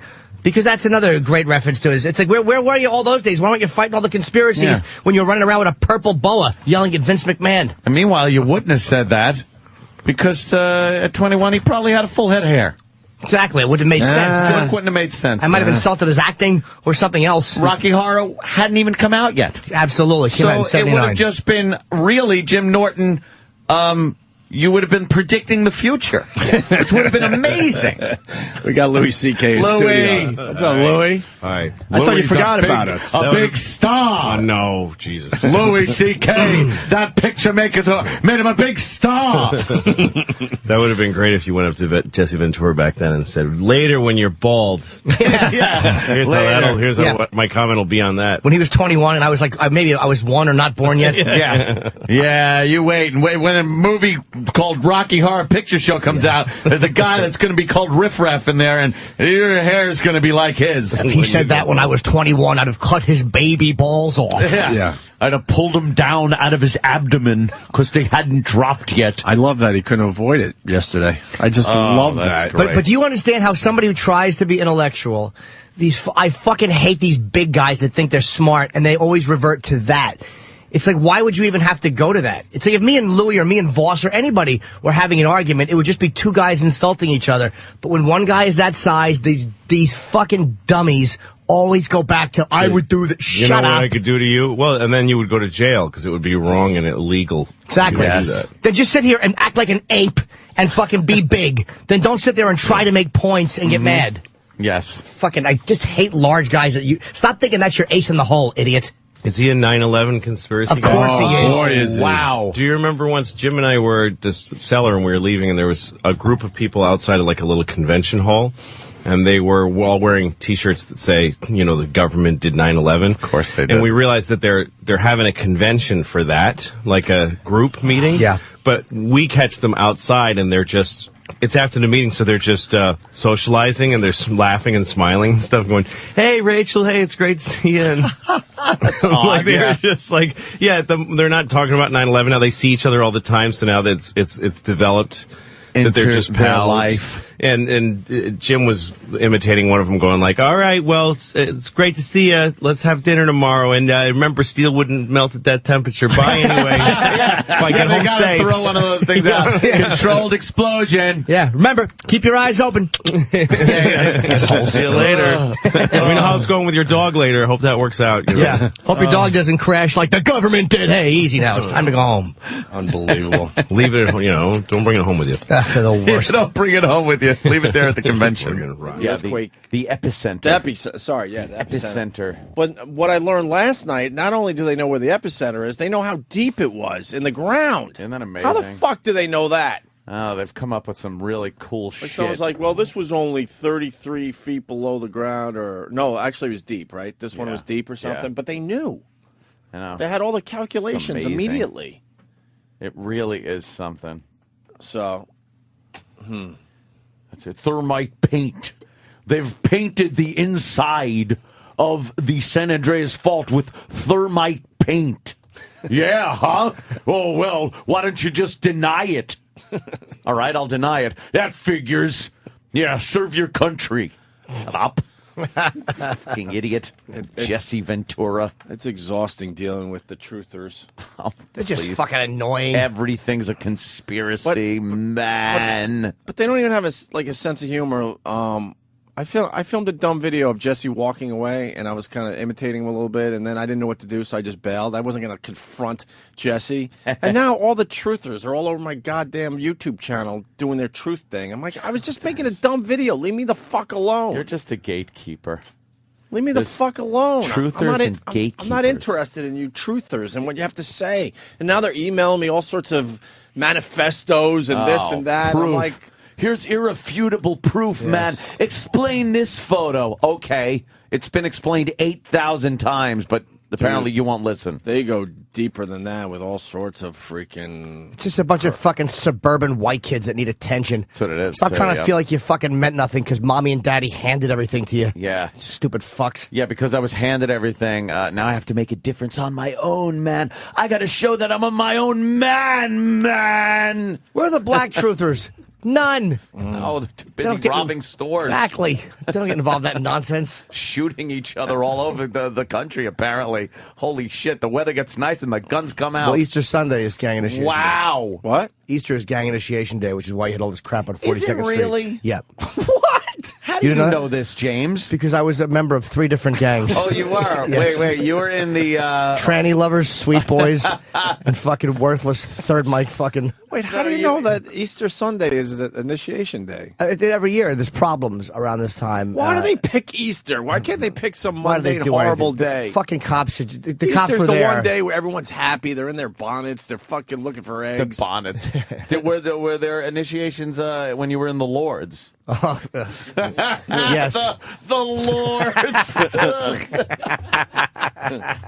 I love it. We had a so little embarrassing. Jimmy, you're so adorable. we had a shooting 2 blocks from where we broadcast, 51st and 7th. Yeah, I part of this crap. What the fuck is that about? I was listening to it on Winds. Apparently, people were getting shot with not only BB guns, but real guns as well. Yeah. Someone got shot in the ankle. Yeah. That was and the a woman one- got shot in the face. I think that was the one up on 51st. Shot Marvin in the face. What did she do wrong? Why the fuck did you do that? Probably nothing. She was probably just walking, minding her own business like everybody else. That's usually what it is. Innocent bystanders just getting nailed. And I want to thank Jimmy for letting everyone know after the fact that Easter Sunday is Initiation Day. I would have said it's Saturday if we were here. I would have stayed indoors yesterday. I don't think you got to worry on the Upper West Side. That's gang initiation Hey, man, day. you know, those it's like poodle- me. I think I could walk around my neighborhood Hey, man, without those, a problem. Those poodles could fucking leave a nasty bite on your Is ankle. that it? You Are there haven't poodle fighting going on in your neighborhood? you haven't lived until you've been bit by a poodle. But you can't judge a book by its cover, so I guess on 42nd Street, when you see gangs in certain colors running around, you're supposed to feel comfortable walking. Yeah. Since you can't prejudge. And then my brother, who went with his son, he gets his thing is he gets a big thing of popcorn to start the game, right? Aw. Nice big thing of popcorn. Now the popcorn is half the size in a shitty white box with the Capital One logo. Now it's Capital One popcorn. There you go. You're getting your sponsorship out there. It is just it's the corporations taking over, man. Why doesn't Jesse Ventura investigate that whole thing? The New World Order corporations taking over our popcorn. I got stuck watching that too. Yeah, Not stuck. It's the best thing ever. It's got to be the best. Did you show. watch the first season? Because they gave us a free copy. No, I did not. Of the first show I couldn't of the be next bothered. season, dude. It's a scream. Wait, should I watch the first season or the second season? Second season's coming up, I guess. Oh, you mean the you middle of watched October? Oh, they gave us a disc of the whole first season. No, they gave us a disc of the first show of the second season, Which you watched. which I just watched over the weekend. Yeah. It just had me roaring, especially after watching that parody of the guy doing The wrestling Jesse. thing? Yeah, on the wrestling. Yeah, we got so much It's to just do today. What was the first episode about? It was about I was laughing so hard at the whole thing. Oh, it was no, you know something I completely forgot. It was because I also watched one about 2012, which I think was from last year. Right. Oh, this one was about Plum Island. Plum Island, right off of the coast of Long Island. And are they using it for experimentation on animals and human beings? and I'm watching, what the fuck is this? He goes, and then the best part, we're taking a boat out to Plum Island. I was a governor. I was a Navy SEAL. I should be allowed access. And then Coast Guard, like, a little Zodiac starts following him. Yeah. There's the Coast Guard. They sure don't want us there. It's like, it's a fucking installation that no one's allowed in, Of dummy. course.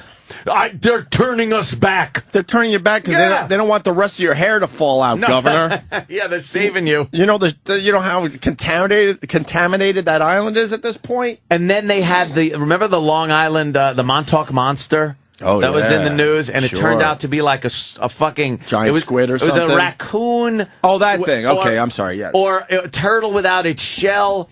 They had some guy who amounted to nothing more than a blogger. Okay. Nothing more than a blogger, a conspiracy blogger. Sure. And he was like,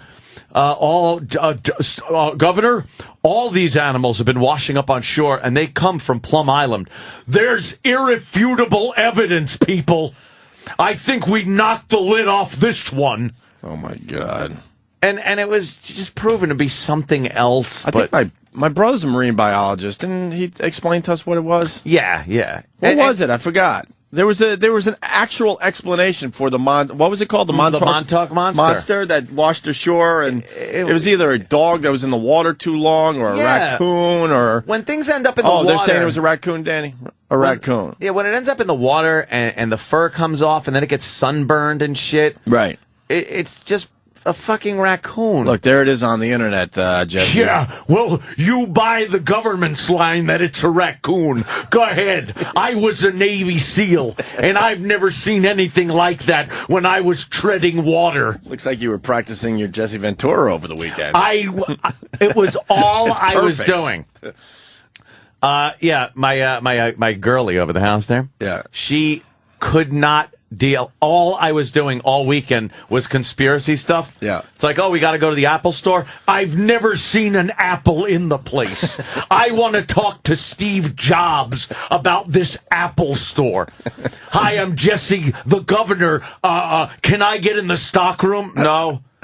They won't even let an ex-governor in the stockroom to prove there are no apples in this. Right, Jesse. It didn't matter. Everything became a conspiracy. So what is he saying about Plum Island? We all know it's a fucking... That it's a place that is specifically made to create things for germ warfare. It has nothing to do with, anthrax and hoof and mouth, and they're trying to find cures for animal diseases. These are all animal disease things that aren't transferred to people. It's a very secure island. That's why they didn't let Jesse on the fucking thing. It is a creepy island, though. That's where we had to turn around. At one point he goes, Yep, we're being shadowed by the Coast Guard. and they had to use a telephoto fucking lens, and you could barely see this little raft, the Coast Guard raft. Right. It could have been anywhere. That's funny. There I was. They won't let me on the facility. Of course they won't. It's a secure island. Plus, they're trying to work. Yeah, let them work. Let the poor fuckers just work, Jesse. Just trying to work. And then he gets in the boardroom with his people. Right. I want you to talk to this guy in New York who claims he knows an employee that saw everything. Who are the people, though? They're bloggers. Just other whack jobs. One guy was internet reporter, they called him. Oh, really? Internet reporter. You know what that is? Copy paste, copy paste. Now good at 10 o'clock and I can't handle it. Apparently, Opie and Anthony are dicks. From an internet reporter is reporting this. Opie and Anthony are dicks. And how do you respond to charges? The show was a lot funnier on NEW. I'm reading a website here from an internet reporter. Oh, Jesus.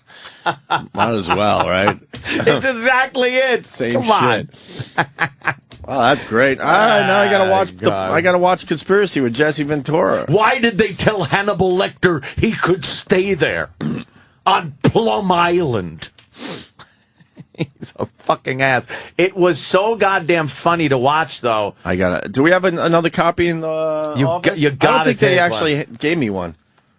Because now I gotta watch. Yeah, all the dramatic moves he does and the dramatic camera work. We were laughing that there's no fucking way the staff and the people that edit it and put together the clips and come up with the stock footage aren't roaring laughing at Jesse. Right. Directly laughing at him as he's got his arms crossed and they're doing that circular camera move around him as he's looking up at the sky like, I'll get to the bottom of this.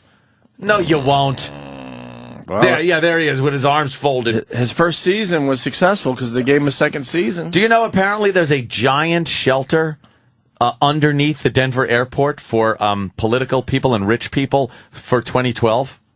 That's what he's saying. Oh, it's here. And then as he's driving out of the Denver airport, they see these pipes, these square pipes. Right. And they slow-mo it. And he goes, there they are. No mistaking that those are going to be tunnels. Because apparently there's tunnels from NORAD, Cheyenne Mountain Complex in NORAD, to all the way to Denver. The shelter under the Denver airport. Well, maybe they're just irrefutable proof, Opie. Maybe it's like Disney World where they got. Don't give me your poppycock. Maybe they got an underworld city or something because the airport's so big. They need space for shit. How about the fact that a lot of times you got to kind of take a tunnel from the terminal to baggage, right? You know, and whatever it is. Of course. And there's trains and. Why, if the airport is already built, why are they still excavating? They're still excavating and digging. Well, maybe they're building something else near there. Yeah, that's the government's line. He's going to ruin it for all you real conspiracy theory people out there. Oh, it's great. He's going to ruin it for everybody. It is great. Enough of these minors. Boy, are we strapped for stories in the news, I guess. Well, nothing happening here? No, I understand it's a big story, but just how they report it is ridiculous. I don't know how they're supposed to report it, I guess, but... let me say hi to Anthony. Hi. In Brooklyn. Hey. Anthony in Brooklyn. Boys. What up? Good morning, boys. How you doing? Good, man. I got a question. What does Jesse Ventura think about this whole situation? Obviously, government conspirators caused the collapse. What reasons? I don't know. I'm not privy to that. I tried to get into the mine, and I'm a former governor. And they wouldn't let me in. I was a fighter, a Navy SEAL. I tried swimming through the rock to get to them, but they wouldn't allow me. What an ass. He was on Larry King last night. Oh, God. Why do you think I took that call? It segs right into Larry King on his dismissive, and Jesse Ventura talking last night. His dismissive laugh is the best thing, where it's like, well, you can believe what you want. I know I was on the inside. It's like, what? He's quickly becoming a joke for everybody now. He is a complete joke. I think we were early on this one, but I think the masses are starting to go, what is up with this guy? He will never do our show again, by the way. We've tried. We've tried to smooth things over a little bit. Because he's scaredy cat. He's scared of Jimmy Norton. Jimmy Norton, who I believe is a guest on our show today. Jimmy Norton will be a guest on our show. We got a guest. Has that been confirmed? Now that he's all about Hollywood.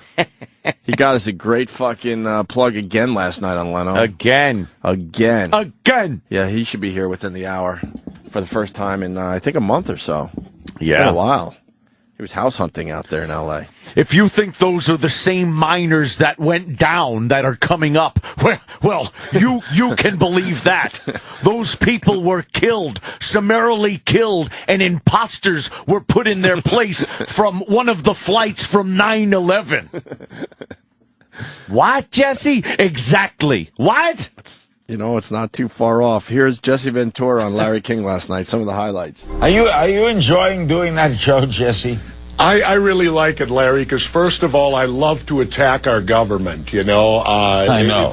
It's an unending thing. You get tremendous amount of stories, and it keeps me vim and vigor, and, I like to seek the truth, and I think that my government's lied to me so often that this is a show that allows me to do that. Where is Plum Island? Plum Island is... He is the best. Why does he have to retire? Where is Plum Island? I love plums when they turn them into prunes. Where is Plum Island? This guy used to be a great interviewer, too, man. People used to study Larry King's interviewing style. Jesse. And now he's just a dolt. Tell us about Plum Island. Is it near Peach Peninsula? Comment. Allows me to do that. Where is Plum Island?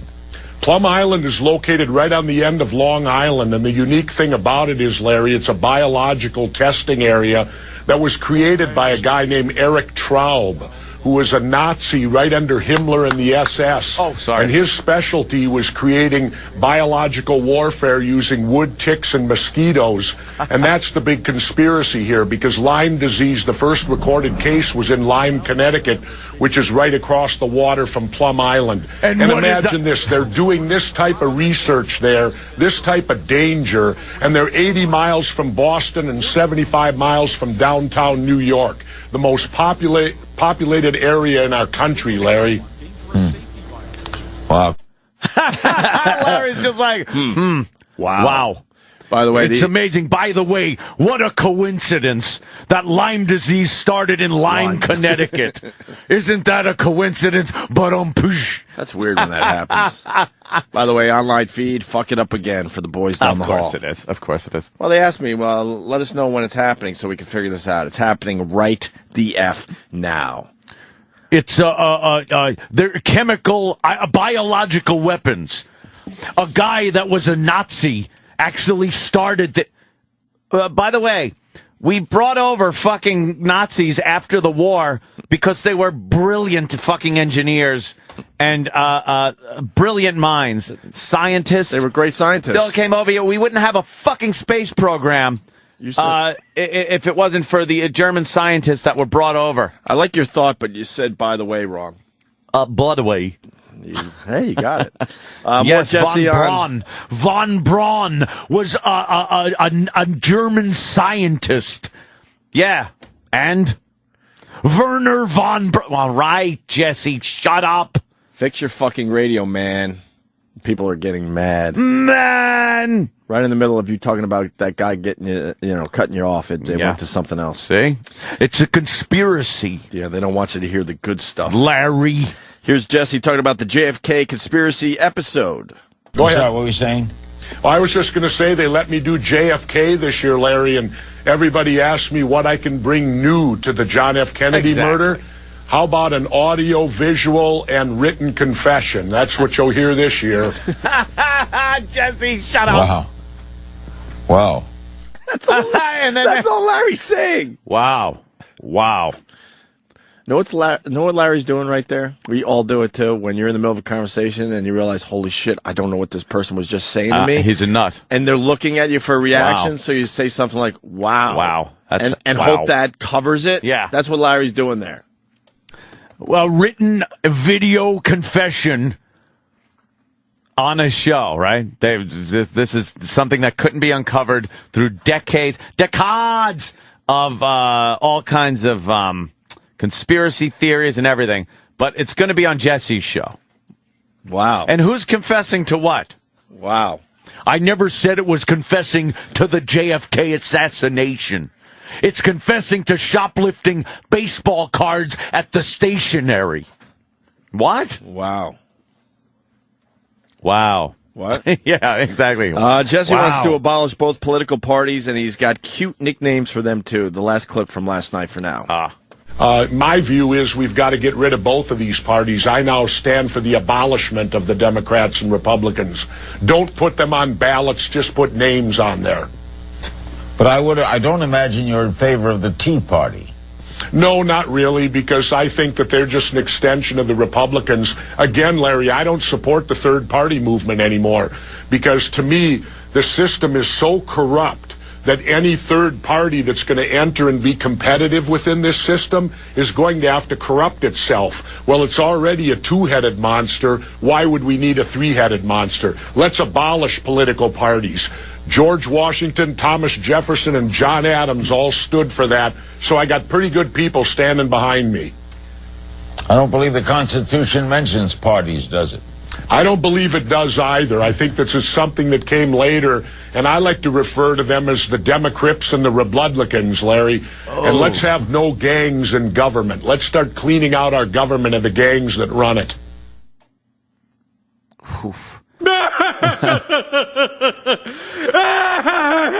Republicans, Democrips. Cute nicknames. I think a third party would just become part of a three-headed monster, and that's the fourth show in my series. There's supposed to be one in the East River. I'll be going to New York looking for the three-headed monster, Larry. Who you bringing with you? Goldust? Gold Dust is coming with me. The Blue Meanie? Any wrestler that's still alive. So look into that conspiracy, Jesse. Why are the wrestlers dying at an alarming rate? Well, George Michael we can learn from these people. He's cool. He's cool. He's cool. He's blowing guys behind the shrubs. Yeah, exactly. Yeah. He's got pine cone needles on his knees. He's in parking rides, fucking in the bushes, sucking cock. He's got Lyme disease on his ball bag. he's cool. Yeah, he's got to check for ticks on his taint, pulling him out. Right. Yeah, because he needs the cock so bad. His favorite Near thing. Lyme, Connecticut, by the way. Asshole. Yeah. Where is he? Do you really think? Yes. Yes. I do. Well, if that's the line you're believing, I'm not. I was on the inside. Jesse Were ya? Ventura is cool. You nailed it. You got that nailed. Oh, it's just because I've been You got watching that him. one nailed. He's so annoying. All right. What's going on in women's dressing rooms, by the way? They won't let me inside, and I'm a former governor. You're not allowed in there. Why? Yeah, we'll try to get in. What? He was trying to get to Plum Island. You're not allowed there. Are you running out? Is he running out of conspiracies? He's so running out. If he's doing the Kennedy thing, stop it. Is he doing Kennedy finally? Yes. Oh, you didn't hear the clip? Oh, he's got For fucking. Jimmy. Oh, forget Hold about on it. We'll get back to Wait October in a till second. Oh, yeah. He was on Larry King last night. I don't know Hold enough on to a minute. argue certain. Hold Like on. I can't argue. Like I'm still like reading about. But a guy like Bugliosi, Yeah. who wrote that book, would maul him in a debate. If you think so, did he ever serve in the service? He would maul him. No, thank you. Thank you for your service, asshole. Go ahead. What were you saying?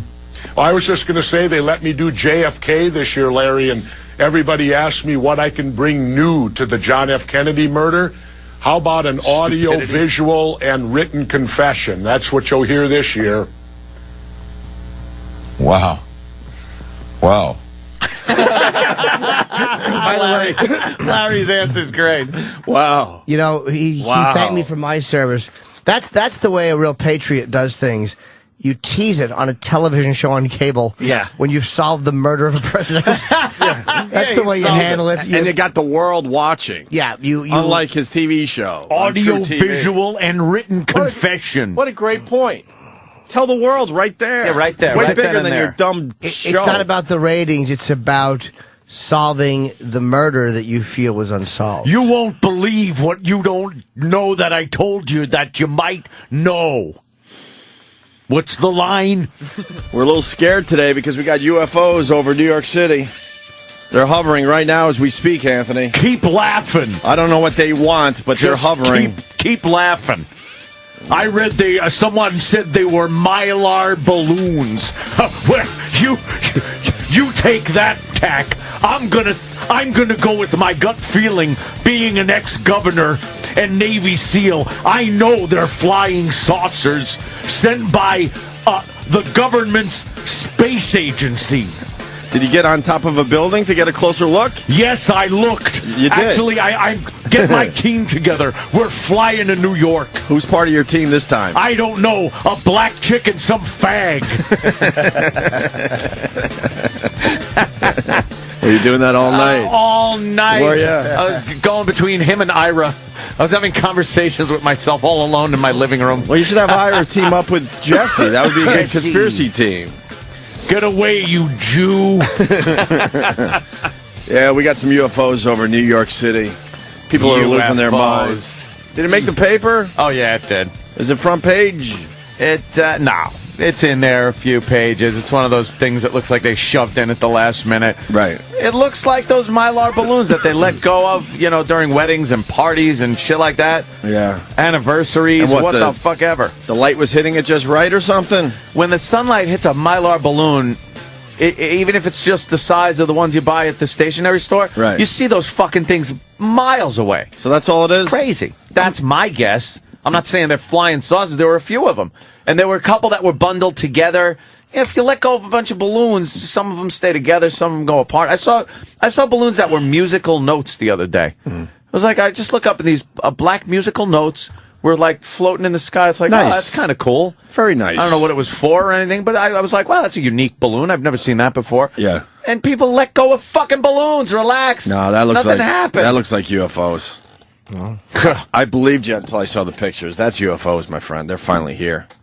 There was one picture of it Yeah, they're here. over Midtown. It didn't look like balloons. It looked like a craft. No? But again, it might have just been that one angle, that I one think photo. it's one angle. And then there was the spacemen. Should they have been on the balloons? Have you ever seen the documentary Independence Day? Well, you laugh. That is actual fact. It happened. I was a former governor. I know. What about the Navy SEAL Shut thing? up, Jimmy. Thank you for your service. What about the Navy SEAL thing? I was a Navy SEAL. Yeah, but this is in the air. I was privy This is to in that. the air. I tried to swim up to them. It's very hard. Even though air is a fluid, it's hard to swim in it. He's an ass. Wouldn't the Air Force check it out? And maybe they did. And yeah, unless they're in on it. They probably, hello? Jesse, they checked it out. The Air Force checked it out. You're gonna buy the government line on this one? I sure What's am. wrong with you? I sure am. Balloons? What's more plausible? That someone let go some Mylar balloons that flittered in the sun? Or we're being invaded by UFOs? What's more feasible to you? I know it is to me. I was on the inside. I was a fighter, a former governor, a Navy SEAL, and a balloon expert for about 3 months. What do you mean a balloon expert? I filled him with helium. Yeah? Yeah, wrestling was a little slow. Vince McMahon set me off for a while.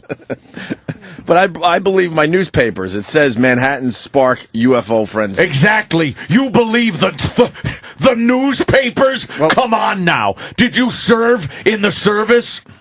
No. Then you don't know about the newspapers. Yeah, I just confused you. End of story. Just completely blew apart your argument, didn't I? No, I blew apart yours. I agreed with you. Well, you could say that, but I'm bigger and can beat you up, so I win. You are a bully. Thanks, tough guy. You're a cyber bully. Why don't you shut up, Jimmy? I don't want to get into it again with you. Make me look stupid again. I agreed with you. I said Manhattan spark UFO frenzy. I'm saying they are UFOs. Well, they're balloons, dummy. Oh. What? You say they're UFOs, I say they're balloons. So your whole thing is you don't say they're balloons, I say they're UFOs. Oh, so your thing is you don't want to agree with anyone ever. It's the only way my show continues. If I disagree with the logical or everyone else. So as soon as you agree with somebody, then your show's over. Off the air. Got it. Exactly. They are our flying cars. So are they UFOs or not? Exactly. Are they? Yes. I say yes then. No, balloons. Then I say no. UFOs. Who's on first? Exactly. Who was on second, though? It was a conspiracy by the little fat man with the dead kid in the pool. Who's working with you these days? The Blue Meanie? Who do you got? Gold Dust? Ivan Putski? Who's out of work that you're I actually hiring? like the Ultimate Warrior. The Ultimate Warrior's on your team? He's the only one that makes any sense. Warrior says. Warrior. And he's a UFO expert. Or a balloon expert, depending on how you're looking at this. Maybe the Warrior let these balloons loose over Manhattan. Former governor. And they won't let me in. I don't understand. I tried to get into the core of a nuclear power plant. They wouldn't let me. I'm a former governor. Why won't they let you into these places? Something about immense doses of radiation. I said, I can't lose any more hair. They were just trying to protect you, sir. No, if that's what you want to believe. That's what they were doing. To protect me from what? Radiation. No, Yes. there's no radiation. They're having secret meetings in there. Politicians. I was on the inside. I was a governor, a fighter. I was, what else was I? A Navy SEAL. A Navy SEAL, a balloon blower upper, and a nuclear engineer. But I always wanted to be a beat cop. Really? Why? Yes. Well, I was lost one day, and they gave me an ice cream cone and a hat turned sideways. And you never forgot that? It was a long time ago. I looked adorable. It was like our gang. Sitting on a stoop somewhere all scared? Who you calling a stoop? He's so fucked up. Stupid Jesse. I can't get enough of him. I haven't put the DVD away of his first show of this coming up season. Yeah. So it's sitting on my one of the tables in my living room. Yeah. And every time I pass by him, I just look right at the picture, and no one's in my house. Yeah. I'm a lunatic. I look right at it and go, mind control. Fucking crazy. He's got you in your own house. He's got me. He's controlling your mind. Who nailed it yesterday? He's on Larry King. He's pretty much solved the JFK thing, but he decided not to tell the He's world gonna wait. on CNN. He's going to wait for his dumb show. I mentioned that cleverly. Jimmy, you mentioned Yes. it. A lot less people will watch it on True TV. He's gonna wait. I mean, I'm gonna wait. What a dummy, right? I was on the Warren Commission. And a Navy SEAL and a balloon blower upper, and I wore feather boas. Which makes me an expert in the chicken industry or something. with my riff-raff hairdo. Riff-raff. I watched that clip recently. Holy fuck. Unbelievable. He was The way hot under the he's collar. looking and his head shaking. Was he in here yesterday? Yeah, he was in the building. I did the Howard Stern show. What, is Howard kissing his ass? No. How does Howard handle him? Howard likes him. I think he Well, just handles him like... We like him, but handle him we like a goof. He doesn't really go back and forth with him too much. He gets a little goofy with him more than serious. Yeah, because you can't be serious with the guy. You can't be taking his angle on this crap. He kind of just lets Jesse talk. He goes way too far with his theories and conspiracies. I don't have time to bleed. Yeah, but as soon as I saw the UFOs over Manhattan, I'm like, oh boy, here comes Jesse. Here comes Jesse Ventura. There were balloons. What are you talking about? I mean, yeah, that's what I say. They were balloons. We ought to look into these UFOs. So you think they're UFOs? Then I think they're UFOs. Balloons. UFOs. We can get to 10 o'clock doing this. That's the goal. It's a conspiracy from the show. Striker's on the phone for Jesse Ventura. Striker. Hey, good morning, boys. Hey, Monday, Anthony, you brought up about the hidden compound. Striker, what's wrong with you? Anthony did not bring up anything on Monday's show. Jesse Ventura did. I'm sorry, he mentioned Jesse Ventura bringing it up. I apologize. All right, just go along with the bit, would you? Yeah, Striker, how You long have you dummy. been listening? What do you want to say to Jesse Ventura? Yeah, Jesse... Like, also, Stryker wants to do a real fucking news story on the underground city in Denver. Who gives a fuck? We could care less. I know it's there. I've seen it with my own eyes. Not really. But I've heard from people that have seen it from other people's cousins' uncles. The same people... Hey, shut up! It's the same people that talked to the person that had their kidney removed in a hotel room and was left with a note in a tub full of ice. It happened. I know the person. I was at the wedding when they turned the plates over and had pictures of the best man having sex with the groom or bride. Why is that a conspiracy, Jesse? Well, you talk about it. Why? Because Why is that a conspiracy? People did think it didn't happen. That's just someone with a grudge. People think it didn't happen, but we all know it did. How can you prove it? Do you think it happened? How can you prove it? Do you think it happened? No. Then it happened. Well, maybe it did happen then. Never happened.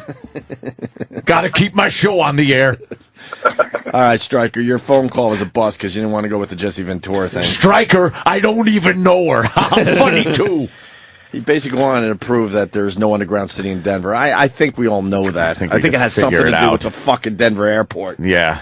What is it? Is that the largest airport in the country now? I don't know if it's the largest one. It's up there, right? No. Looks newest. cool when you come in. Looks like little snow caps. Escape from Plum Island, Gennaro saying. Could have happened. Wait, he actually works at Plum Island? No. Gennaro. Yes, sir. What's up, sir? You work at Plum Island? Yes, I do. Nice. Yeah, what do you do? Federal police officer.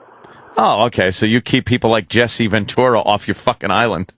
Absolutely. Actually, I was not there that day, but I'll get to why I wasn't even there in a minute. I'm glad you put me on because last night I'm watching TV and I see his trailer for this, and such a badass he is. I'm going to expose the truth, and it's pretty fucking disgusting, this guy.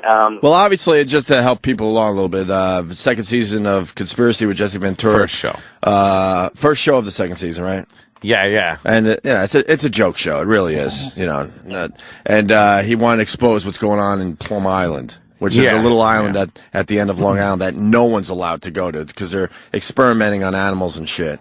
What they say, whatever. I don't know what they do. No one knows what they do there. I just want to pull a tentative shenanigans. Okay. Right now on Gennaro. Oh, really? Yeah, it's tentative. I could be wrong, but I wanted to talk a little more. Are we heading toward a frunkus? It could. I don't know what it could Absolutely not. Come on. Come on. All right. What are your shenanigans? I'll help you out. No, I don't know. I just want to know, all right, you called. You say Jesse's, but bullshit. We know that and stuff. So why weren't you there? Because it wasn't actually my tour. It wasn't my tour to do the duty. I work Fridays and Saturdays out there because I'm one of the... All right, so it wasn't your day when Jesse Ventura was... Let's cut to the chase. Yeah. We got lots to do today. So- We got the What the Hell Is That show that we're prepping for. Yes. He shows up when you get there. I'm sure, I don't know if you guys ever been to the Orient Point ferry. It's actually right next to the ferry that you take over to Plum Island. Yeah. And it's fenced off, the demarcation that clearly shows that it's U.S. property. Uh-huh. And he was asking through the gate if he could come in ever so kindly, because he was saying he was doing a documentary, but everybody already knew he was coming, so they immediately shot him down. Uh-huh. And after, he was very, very, very polite. So what he does is he then tries to charter a boat out of Orient Point somewhere to get over to the island. Yeah. Nobody on Orient Point wanted to even help him, because the whole North Fork East End there's a lot of people that work out on that island that live out there, so no one's going to help this guy out. Yeah, they had a list of all the companies, charter boats that wouldn't take him to Plum Island. They wouldn't. But it's like, of course they're not going to. Why would they want to violate a law? Right. They don't want to be in trouble with the feds. Yeah. Yeah, 'cause they'll be immediately blackballed from their recommended tourist guide list out there. Right, so Jesse trying to get to Plum Island. We get it. So he actually ended up going out to Montauk and got a boat out there, and he was told immediately that if he stepped foot on the island, that he would be arrested. But I'm a former governor, a fighter, a Navy SEAL. Nobody really gave a shit. No one ever does. I actually called that morning because I'd known about it, because I work primarily out of Central Islip. And I called that morning. Gennaro, seriously, it's way too early for this. I got to jump in. He's lonely out on that island, Opie. You got to stay focused, and we got to move. We got to move. Is there an end to this story? Yeah, we get it. Like Jesse had a tough time even getting someone to get him close to Plum Island. So that's on the documentary. Yeah, so. we know all that. So he got a boat out of Montauk. Then what happened? And then he was too scared to come anywhere close to the island. He's a lying piece of shit, and he's a pussy. Really. Okay, so the point being, you guys obviously would have arrested him if he stepped foot on Plum Island, because you don't want to deal with Jesse or anybody else for that matter. But the fact also is that Jesse didn't even push it, really. He just kind of hung out in the water far enough away where no one was going to mess with him. Right. Yeah, exactly. That was the whole point of the story, that he's a vagina. Okay, yeah, because if Jesse really gave a shit about his conspiracies and getting shit done, he would have pushed the boat driver or whatever to get him as close to Plum Island as possible to have some kind of interaction with the feds. Yeah, but nothing. But Look, instead, the Coast Guard is shadowing us. The Coast Guard. He had like a 1,000-time telephoto lens on a little dinghy from the Coast Guard. As far as the whole testing and stuff that goes on out there, I don't know, because I don't get out of the car. Could you get out of the car one day, walk in, and just snort anthrax like it's Coke? Thank you, Gennaro. All right, Gennaro, thank you. What was that? Thank you. I'm going to frunkus you. Nothing. Shut up. You heard me. He's a fed. Be nice to him. These guys could get things done. Thanks, Gennaro. Yeah, but you saw that episode, and so Jesse's in the water, far away from Plum Island, and far away from the Coast Guard, I would assume. No one was hassling him. Because he wasn't a threat at all to anybody. Yeah. And I bet you just weekend boaters are more of a threat than Jesse was. And the narrator was going, coming up, Jesse Ventura, or the governor goes Navy SEAL on Plum Island. And they just show him on the boat, like, because he's on the water, he's going Navy SEAL. Right. And it was nothing. It was him on a boat going, yeah, well, we have to turn around. If he was going Navy SEAL, wouldn't there be footage of him coming out of the water near the shore with a knife in his mouth? Yeah, knife in his mouth, fucking with his snorkel. His frog suit on. I brought my Vietnam frogman suit. And I'm going Navy SEAL on Plum Island. That's Navy SEAL. You got the dark fucking whatever. Yeah. You got I don't want to call him makeup. Face paint on face and paint. shit. You got the knife in your teeth. Yeah. You come up slow from the water. You got some kind of Bond girl next to you. She's got her frog suit on. I realized then that they had taken me to Nantucket, so I relaxed for a while. He's a douche. Well, I took that phone call because I wanted to lead to the brand new bit. Of course. Because, we're learning stuff from Jocktober, and Sam taught us yesterday that if you're doing radio, you got to bring up stuff, not that you care about that subject at hand, but you bring up stuff to get to a bit. To get to a bit. To get to a prep burger bit. Prep burger. But let me tell you, let me tell everyone out there, this is not a prep burger bit. I actually stayed 10 minutes late yesterday. Yeah. To voice something. Oh, my God. So Jesse Ventura is working on another conspiracy theory. Yeah. And here it is. He sees the lies. The gay elite, they're pushing their agenda on you, and you don't even know it. The secrets. Pro-homo propaganda is being rammed down your throat. The cover-ups. They're using the media against us. On the next conspiracy theory, Jesse Ventura exposes it all. What's really going on with that Chilean mine? Heartwarming story of survival, or a 2.5-month man-on-man love-a-thon constructed entirely by queer-controlled global media? You didn't have to be an expert watching that video to realize how hot those Chilean miners were. All of them absolutely covered in sweat. How aggressive they would like to drill, how much they would like to drill. In some ways, those miners were having moments where they were enjoying each other's company. Had to curve the shaft so it would pass through this new, what they call virgin rock. Yeah, the gay elite want you prancing around like a bunch of sissies and sucking each other's cocks. If you can't measure, you can't manage it. Remarkable pictures there on his knees. What goes in comes out. That square hole, and it is dark, it is ominous, it is almost the path to hell, and these men are coming up from that path. You won't believe what you don't know.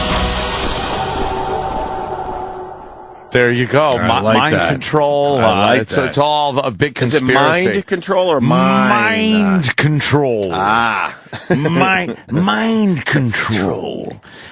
You won't believe what you don't know.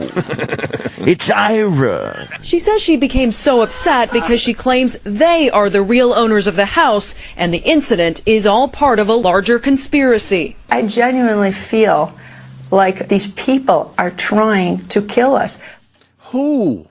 And how the Hollywood insiders, Opie. And how could they say it's their house? Was it their There's house? a plot to kill the Quades. I've seen it before. I'm driving. Let's talk to the Quades. Shut up. Okay, what have you got on the Quades? Well, Governor, I see that there's some people in Hollywood that want them dead. Proof positive right there. The Negro woman said it. Oh, he's such a tool. I was watching his special on his show on Area 51. I'm sure it was great. Over the weekend. Oh, just horrible. I went to Area 50 and made a left. And there it was. Did he say that? They guided me to Area 52 thinking I couldn't count. They were right. I got up to Area 70 before I said oops. It was terribly proof nothing again.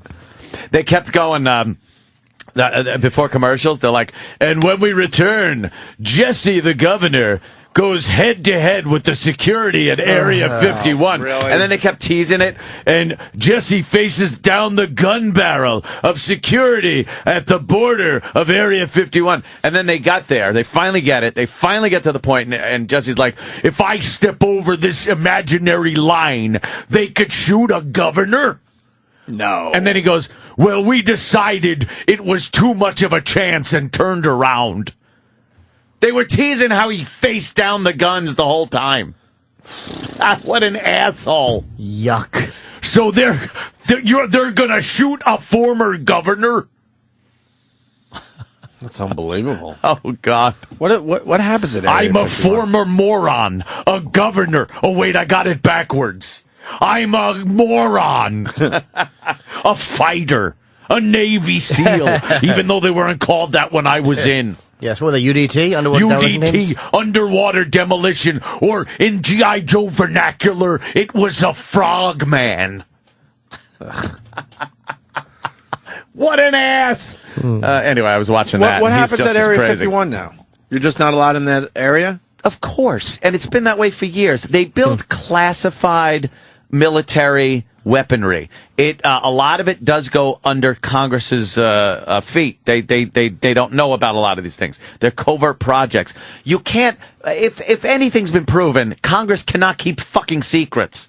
When you're trying to build something, you have to give government certain latitude as far as secrecy goes. And when it comes to national security and weaponry, especially what's come out of Groom Lake, Area 51, Skunk Works, it's some of the best, most amazing machines ever built on the face of this earth. And the only reason it was they were able to do that is because it wasn't funded by Congress, and there wasn't this pork barrel shit and arguing and bullshit. It's the CIA, the military saying, we need this, build it. Do you think if Congress had to step in and fucking have all of them had to say in the Manhattan Project, we ever would have had an atomic bomb? Of course not. Fuck no. And it's the same thing that's been going on at Area 51 for years. There's no fucking flying saucers. There's no bullshit. It's heavy security because it's a private installation that builds classified weapons. Shut up, Jesse. You didn't prove shit. I proved. What's there? Little green men? He actually said, little green men. Shut up. Go back to Mexico, you fucking unpatriotic cock. He's just a boob. He is a boob. That's kind of cliche, huh? Yeah. Is that the worst cliche ever? Dummy. Hey, Troy likes that show? Anthony's on the Area 51 payroll. Wait, Troy likes Conspiracy with Ventura? Does he like it like I like it? I received a communication that Troy disagreed with Anthony and that he thought bring it was him in really here. good. Oh, God. Episode. And Jesse and one of his cronies faced the people that were coming off the plane. Now, the plane leaves Vegas. It's about a 90 minute flight. No, it's like 100 and some odd miles. I'm not even sure. Why are you? It's close enough to Vegas. Yeah. They get on this plane. It's workers. And it's like, what's with the secret Area 51 airline that takes the employees into Area 51? It's like, yeah, they don't want to commute from Vegas to Area 51 through an open desert. So the fucking government supplies them with transportation. It's not some big, they're not on there fucking talking. They're probably talking about what you got for lunch there, Pete. Maybe they're bringing in the aliens that way. Yes, the aliens. Why are you dressed like that? We do morning radio. It's freezing back there. I'm freezing my ass off. You don't like that he's dressed like Fonzie's nephew, Spike? You got like a leather jacket on, like you. Did you come from a bar or something? No, this is a jacket I wear. This is how you dress in the morning? Well, this is the jacket I wear in. That seems exhausting. It's like a leather It's just a blazer jacket. or something. Oh, yeah. It does. Like brown leather jacket. There's nothing wrong with it. No, It looks thank you. Thanks, man. Looks cool. Sam?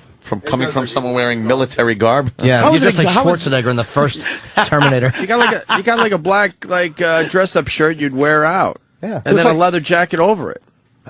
Looks like Tyler Durden. What? Yeah, you got a little Tyler Durden in good. you. What's wrong with wearing a button-up shirt? Everything. I don't know. Look how we dress. Just but fit in, will you? It's different. Troy, you could just fucking lay in and say, hey, at least one person wants to look good here in the morning. Well, it's nothing wrong with taking a little pride in your appearance. You know what I mean? looks like Tyler Durden. Look, he's wearing Tyler Durden's fucking shit. That's how you came to work. Oh, that's perfect. Good call. That's how you came to work. Damn. I'll take that as a compliment. Yeah. But all right, whatever. It's fine. Whatever. I go the opposite. I'd I like to smelly fucking sweatpants half the time. I'd like to look like Tyler Durden too, but at fucking 4:15 in the morning, I don't give a fuck. Right. I'm not blow drying my hair and trying to find out what leather looks best with this shirt. But it's not a conscious decision. It's not like, I gotta look fucking awesome. It's just, this is the jacket that I wear and I put it on, I leave. Troy he sleepwalks and blow dries his hair at the same time when he's leaving. He doesn't even realize it. No, I just don't wash my hair. That's the way it was from yesterday. You don't have greasy hair? No. I can't go one day without washing my stupid hair.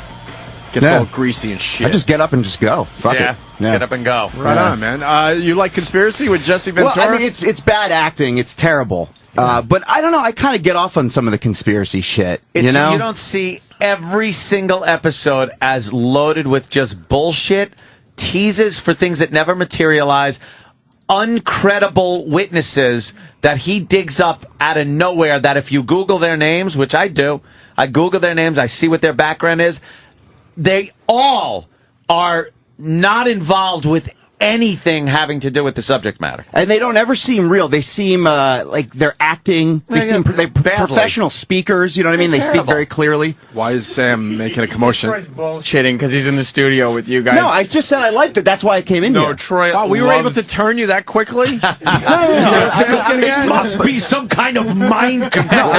You've mind controlled Troy. We're finding more pictures of Tyler Durden for you, Troy. That's you. That's how you come to work. You come to work like Tyler Durden. It's great. Yeah, I'm not offended by that in the least. You trying to pick up chicks here or what? You always got to be ready. You know what I mean? Troy didn't shower because he was up all night making soap. Yes. Sam, what? He's a big Troy fan of this show. Loves the show, and he completely buys everything. You buy No. That's not true. That's not true. Did you see the Area 51 I did. one? I now, did. what was your take on that? What was your take on everything? What Jesse was doing, what the witnesses were saying, people that have been on the inside. But see, I like the idea of that. I like the idea of something crazy's going on there. Everyone likes the idea. You know, I love the idea. I would love to think that flying saucers crashed at Roswell. They were brought into Area 51, and they still are going through the technology and just using it for our own military now. And no, I don't have any. You might as well say the Tooth Fairy is there and Santa Claus is there because it's the same shit. Right, but why won't they let you into there? Because it's a secret military installation. So it's kind of cool to think about what could possibly be going on there. In the real world, absolutely. If you look back at when the F-117 was being made and think about a stealth machine that cannot be seen by radar, that's fantastic. Sure. And now that we know it existed and they built it there, of course it's amazing. And what are they building now? I would love to know. But you know what? We don't know because it's secret. Yeah. It's military stuff. It's not spaceships. And they don't have time for a goofy TV show. They're busy working. Just because Jesse's knocking on their door doesn't mean they have to let him in. Open up. I was a former governor. I should come in and see everything. And no one's going to get shot for walking over an imaginary line. That's just So you mean to tell bullshit. me the firefight would start? And he goes, I'm going to turn around because we still have 20 miles of open field fire to go through. Like they just shoot Jesse the body right there as he steps over a line. The truck would come down. They'd be going, what are you doing here? There's signs that say you're not allowed to have cameras. Now, it does say use of deadly physical force is, what's the word I'm looking for? Authorized. Yes. They're authorized to use it. It doesn't mean that you step over the line and fucking cyber guns that they set up like in a video game start going off and kill you. But they do have the right, if they see some guy going, Allah Akbar, running toward with a fucking gun belt on, bomb belt on, they could shoot him. But Jesse with a camera crew, I don't think they're going to open fire on Jesse the body. You know that Troy is a 9/11 truther, right? No. I've never claimed to be a truther. Get out. No, you're putting words in my mouth. We've had this. Man. The gatekeeper. He wants to know what happened to whatever Tower 7 or whatever Building. tower. It's Building 7. Yeah, he wants to down. know what happened. Got hit by giant chunks of building, He doesn't started believe on it. fire and fell down. Well, I mean, that's what some people say. Some people say it's controlled. That's what You can't just say that. There's only proof that happened, by the way. Well, it's one of those things where I'm not a demolition expert. I haven't done the research myself. Yeah, you know what? I'm not either. Well, but I'm the one that brought it up, Danny, so I'm But just here for defending it. years- So tell Sam for to shut the for fuck up. years- I'm just saying. I mean, you can't say something like that and say, well, I'm not a demolition expert. Well, then you should. So I'm not allowed to find it fascinating? You can find it fascinating. So what's wrong with that? You shouldn't find it truthful. That Who's you- finding you it shouldn't- truthful? you He shouldn't put find words it- in my mouth. He's Okay. the one calling me a truther. Go ahead. Ready? You shouldn't be conspiring that Building 7 fell for any other reason if you're not a demo expert. Well, I'm just saying, I look at both sides and I go, well, they make some interesting points here. That's what I'm saying. Have you ever watched any shows on Discovery? And this is pre-2001, pre-9/11. It isn't now something that's just being set up for propaganda. Did you ever watch what demolition crews go through? Watch specials on demolition crews? Mm-hmm. Do you understand the work it takes to demolish in a controlled explosion that brings a building down like a pancake? What it takes a demolition crew to do that work? the destruction they have to do prior to planting explosives, drilling holes in walls, cutting through I-beams, putting shape charge explosives by I-beams so that they shear them off. It's not something you could load in disguised as a janitor and set up with all the walls still up, so when people go to work in the morning, they don't know that there's fucking a 10-foot wide cable going out to boxes that control an explosion. It's not feasible. The better answer is it was damaged when 2 huge skyscrapers fell down from Arabs hitting it with airplanes, and then later, because of fire and structural weaknesses, fell down. Yeah, that's fine, and I understand what you're saying. I just have a problem with the truth. My problem is I trust nobody. So what people tell me as this is what's happened, you apparently I just naturally like structural engineers and popular mechanics. But like I said, I haven't done the research, so I don't know. I'm not here but they're a bunch of different people. It's not like you're listening to the government officials have told you this. It's like engineers, the average Joe that works in a fucking welding shop knows the principles and makeup of steel and temperatures, and there's just. It's been a cross-section of people that have said, this is why these buildings fell. The only people that refute it are people that have nothing. There is no solid proof. It's these blurry pictures of something that they say. Or, wow, this isn't shaped like an airplane at the Pentagon because it hit at a fucking 45-degree angle at a high rate of speed. They take pictures of holes that were punched in the wall by firemen and say, why is this hole so small? It was a missile. Like, it's all just bullshit on one side and then facts that are backed up by multiple sources on the other side. I'd rather go with the factual part than the made-up part. Right. That's all. That's why he's saying he has questions, though. Yeah, I mean, I don't think there's anything wrong with questioning it. And like I said, I haven't done the research. I've looked at both sides. But would it be fair to say that you prefer to not do the research? All I'm saying is I don't know. Are you I saying really this don't is know. part of Project Mayhem? Is that what you're saying? I think it's part of Project Mayhem. You know, I think I did see a smiley face in WTC7. I saw that right for a split second. Right before it went down. I saw down. a yellow smiley face. Yeah, I mean, I don't know. I don't go down to Ground Zero and pick it and say all this bullshit. It's just like, I don't think there's anything wrong with questioning. I went to what happened. Ground 1.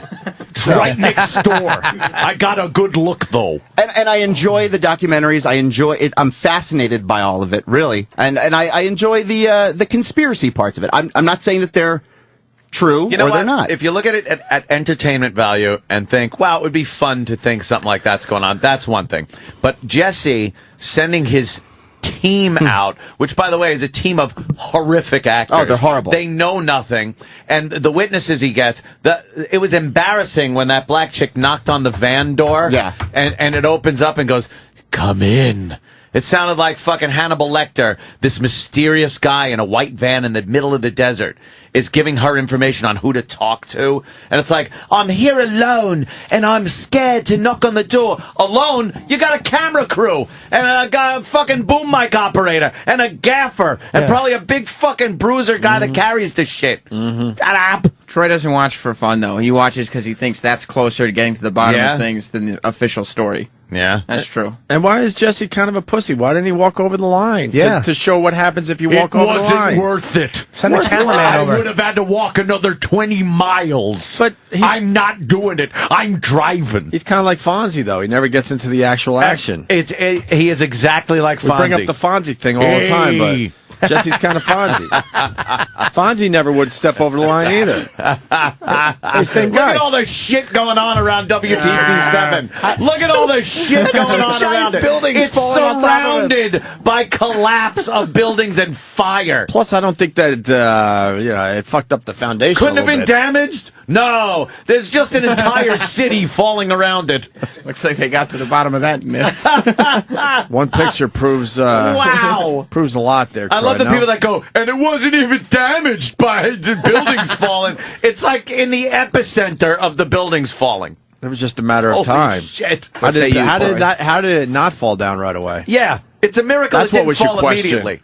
That's what I'm looking Well, I mean, into. I guess what they say is it fell at free fall speed. that's what the the free fall speed Oh, boy, argument's not the correct. they didn't say that. That's not what they said, Danny. I'd like to take a truther and throw him off a building and see how fast he falls, and then measure it against WTC 7. I love how people go all the time. They go, oh, did you see it come down? It looked just like a controlled demolition. Yeah. And it's like, well, have you ever seen a building come down that wasn't a controlled demolition? How do you know what it looks like to compare it to? Yeah. But if it was Very structural damage, you would think that it wouldn't come down like a building falling down? fall into its footprint. That's what Looked they're like a saying. building falling down to me. Whoa. Ooh. Why? It's a very challenging I'm just saying, observation, Randall. people like to. It's just one of a lot of things. It's one of those key phrases that conspiracy theorists about 9/11 say because they've heard it said or they've read it in text. But in actuality and in practice, sure, did it look like that? Perhaps. Have you ever seen a building come down that wasn't part of a controlled demo Once to compare something it to? starts falling, it's just going to fall just a building straight. falling down, so you have nothing to compare it My to. question is really simple. If you're going to take out the Twin Towers, why would you have to also take out Building 7? Well, I mean, That's where the CIA Because was. there was a file folder in there. I can tell you what they say. What's the theory there? Because it doesn't make sense to me. Well, a lot of people say that the operation had taken place there, and that was the building for. And again, I'm just saying what people are saying, Danny. As Danny's like freaking out over here, but I'm not freaking out.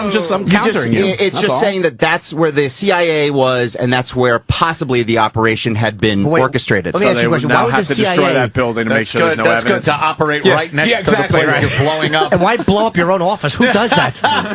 Who blows up who allows their office to fall down? Get smart. And not knowing if all your paperwork, because if the building falls, your paperwork gets blown all over the place. Who does that? Your paperwork. How do we cover up the crime? Knock the building down, let the firemen pick it up. That makes no sense. You figure that building would be kept intact so they could guard the shit. Yeah. Get big safes. Right. You don't knock it down and let stuff fly all out willy-nilly. Why is he saying these things? Do it from somewhere far away. But what's wrong with questioning anything? Like, why do you have to be always be? Oh, you're a good question. You're allowed to. Why do you always have to believe what that tells you? No, we I'm do. not. You know, and But here's by the that, thing. he was pointing at... We did. I'm sorry. No, that's okay. Good. Jimmy. I was going to do a dumb joke, but the TV he was playing, actually. We do question things. I do. And from what I've looked into, after questioning things, you get answers. And the answers I got were all reasonable, that terrorists, Muslim extremists, flew planes into buildings and they collapsed. I hope you're right. So much. I really do. I hope you're right. I would say I'm 99.99 and then keep the nines going, infinity. Yeah. Right, on this one. 9 repeating. Yes, infinity. Because if the operation was that important, the CIA would never allow something like a flight not taking off on time or a passenger bringing down a plane like they did the third one or the fourth one. They would never leave that stuff to chance. Like everything went as planned. Like the CIA's operation Perfect. could be covered up if the two buildings collapse and then they demolish World Trade Center 7 instead of just doing it from a different location. Mm-hmm. Why would they leave it to chance that one of the planes didn't take off? Right. Mechanical difficulty, or there's a problem at the airport, or fucking weather happens, or an engine light goes off and they got to turn around. Then they got a fucking 1,100-foot building filled with explosives. Now, how do you explain that? How stupid does that look? Now they got to send people in to take them all out. The unions get paid. It's like, it's an invisible plane. Doesn't make sense. Nobody who could pull off this genius plot would do it in that horseshit way. And they hit it with the planes and then waited a perfect amount of time where people would have thought like that and let people get out. And why not just go, wow, we fucked you. We got a bunch of people and blew up these buildings. That's why I don't like conspiracy theorists in general, because they're so married to the idea of it. They're not being honest when they say they're looking for the truth. They'd rather make the truth their idea than use the facts that they find to make the truth. I don't think they ignore the facts. They do ignore the facts, because I think if you start to pay attention to the facts and pay attention to common sense, then you've distanced yourself from that kind of movement, and now you can't be a part of it anymore. Yeah. So it's this collective thing where you feel like you're a part of this thing. Yeah, man, I'm part of it. He's right, though. He's right. And then when you lose that, you're out of the club. So you'd rather not do the research, and you'd rather not pay attention to the common sense facts, because you want to stay a part of that crew. You don't want to be. You're right. No, you don't want to be like Edward Norton in American History X when he goes back to the party after he was in prison. And I think after Alex Jones was on, one of you guys, and then what happened? One of you guys had said something about, nobody ever says when somebody says something, none of the conspiracy theorist guys ever go, "Oh, that's a really good point." They just don't. No, never. That's an excellent point. An answer for it, and the answer is so vague and that's not backed up by facts. And that's why I have a hard time believing them as well. But all I'm saying is I enjoy both sides. I enjoy for just an entertainment value of what Alex Jones does or what some of these documentaries do. I enjoy the idea of So Sam just sits back there going, "No, I don't know what you're talking about. Hold on, Sam, what is he trying to say? Yeah, exactly. Troy is the guy because he gave you the answers to the questions factually, and you responded by going, "Well, I hope that's the case." That is the vague conspiracy theorist answer. No, it's the truth. I would like to believe that didn't happen. I would like to believe that our government wouldn't do that to us. I would really like to believe that. You ever hear of the Gulf of Tonkin incident? But I don't know. I don't know. So what? But let me ask you a question. Even though the military does black ops and all that, we got that. What guys are they getting to wire 2 1,100-foot buildings that are keeping that? Abu Ghraib couldn't be kept a secret. These dumb motherfuckers were texting photos of soldiers of the Iraqis in pyramids. Nothing is a secret They had anymore. it made and they blew it. Nobody would have ever known. Right. They just had to shut their mouths and not text each other. And they sent pictures and somebody ratted. Right. Someone would have been like with a stick of dynamite. Look, I'm at the World Trade Center putting it in a Who beam. the fuck is sitting on it's this? on Facebook. Who's sitting on this? How many notifications I got? Oh, Al Qaeda likes this. I think if that guy vomiting beer out of his nose has been around since 1994, I think something probably would have surfaced by now. Yes. Or I love when these fucking dumb motherfuckers use language they heard from JFK, Oliver Stone. And they use the term "stand down." 'Cause that's from JFK, Oliver Stone. Stand down. NORAD was told to stand down. Were they? Yeah, you were they? dumb child. Shut up. They weren't. They weren't. But it's false flag terrorism. How dare you, sir? Such idiocy. And I always know when they're repeating facts, and not to get on JFK, but I always know when they're repeating Oliver Stone facts. Yeah. It's like, I know you saw the movie. I know you think I know you think Mr. X was one person, you dumb motherfucker, but he wasn't. Dolt. All right. It just drives me nuts when you hear people just repeating things. And I was interested to know, and because the Pentagon, look, they raised some interesting questions. I'm not saying he's wrong, but then after hearing the explanation and hearing conspiracy theorists, I just completely believe the real explanations because to me they were factual. And the conspiracy theorists, and I listened to them. They came on this show because I remember bringing it up and saying, let's interview one of these guys. And I hated them so much because I was trying to be open-minded and go, well, maybe they have a point. But then when presented with a fact, I listened to how these little fucking baby boys acted. Yep. And they didn't act like me when I had a fact. You understand? Like, I really wanted to be open-minded about it. Your facts weren't facts. That was shit that was fed to you by the government. What they know, that's fact. And there's no telling them any different. I really wasn't sure why the plane looked like that going into the Pentagon. So I wanted to ask. And their explanation I just thought was childish. And I believed... Because it's a missile. It wasn't a plane. I just believed that people... That plane landed in Cleveland. And then we were talking to them on the street, and the one little girl, God bless her, needing to fit in, probably was molested soul. But saying things, I said, what about the voice recordings? Yeah. Those were people using voice. It's like, you little child. Do you really think that their families are fooled? What about the first and the last names being left on the answering machines?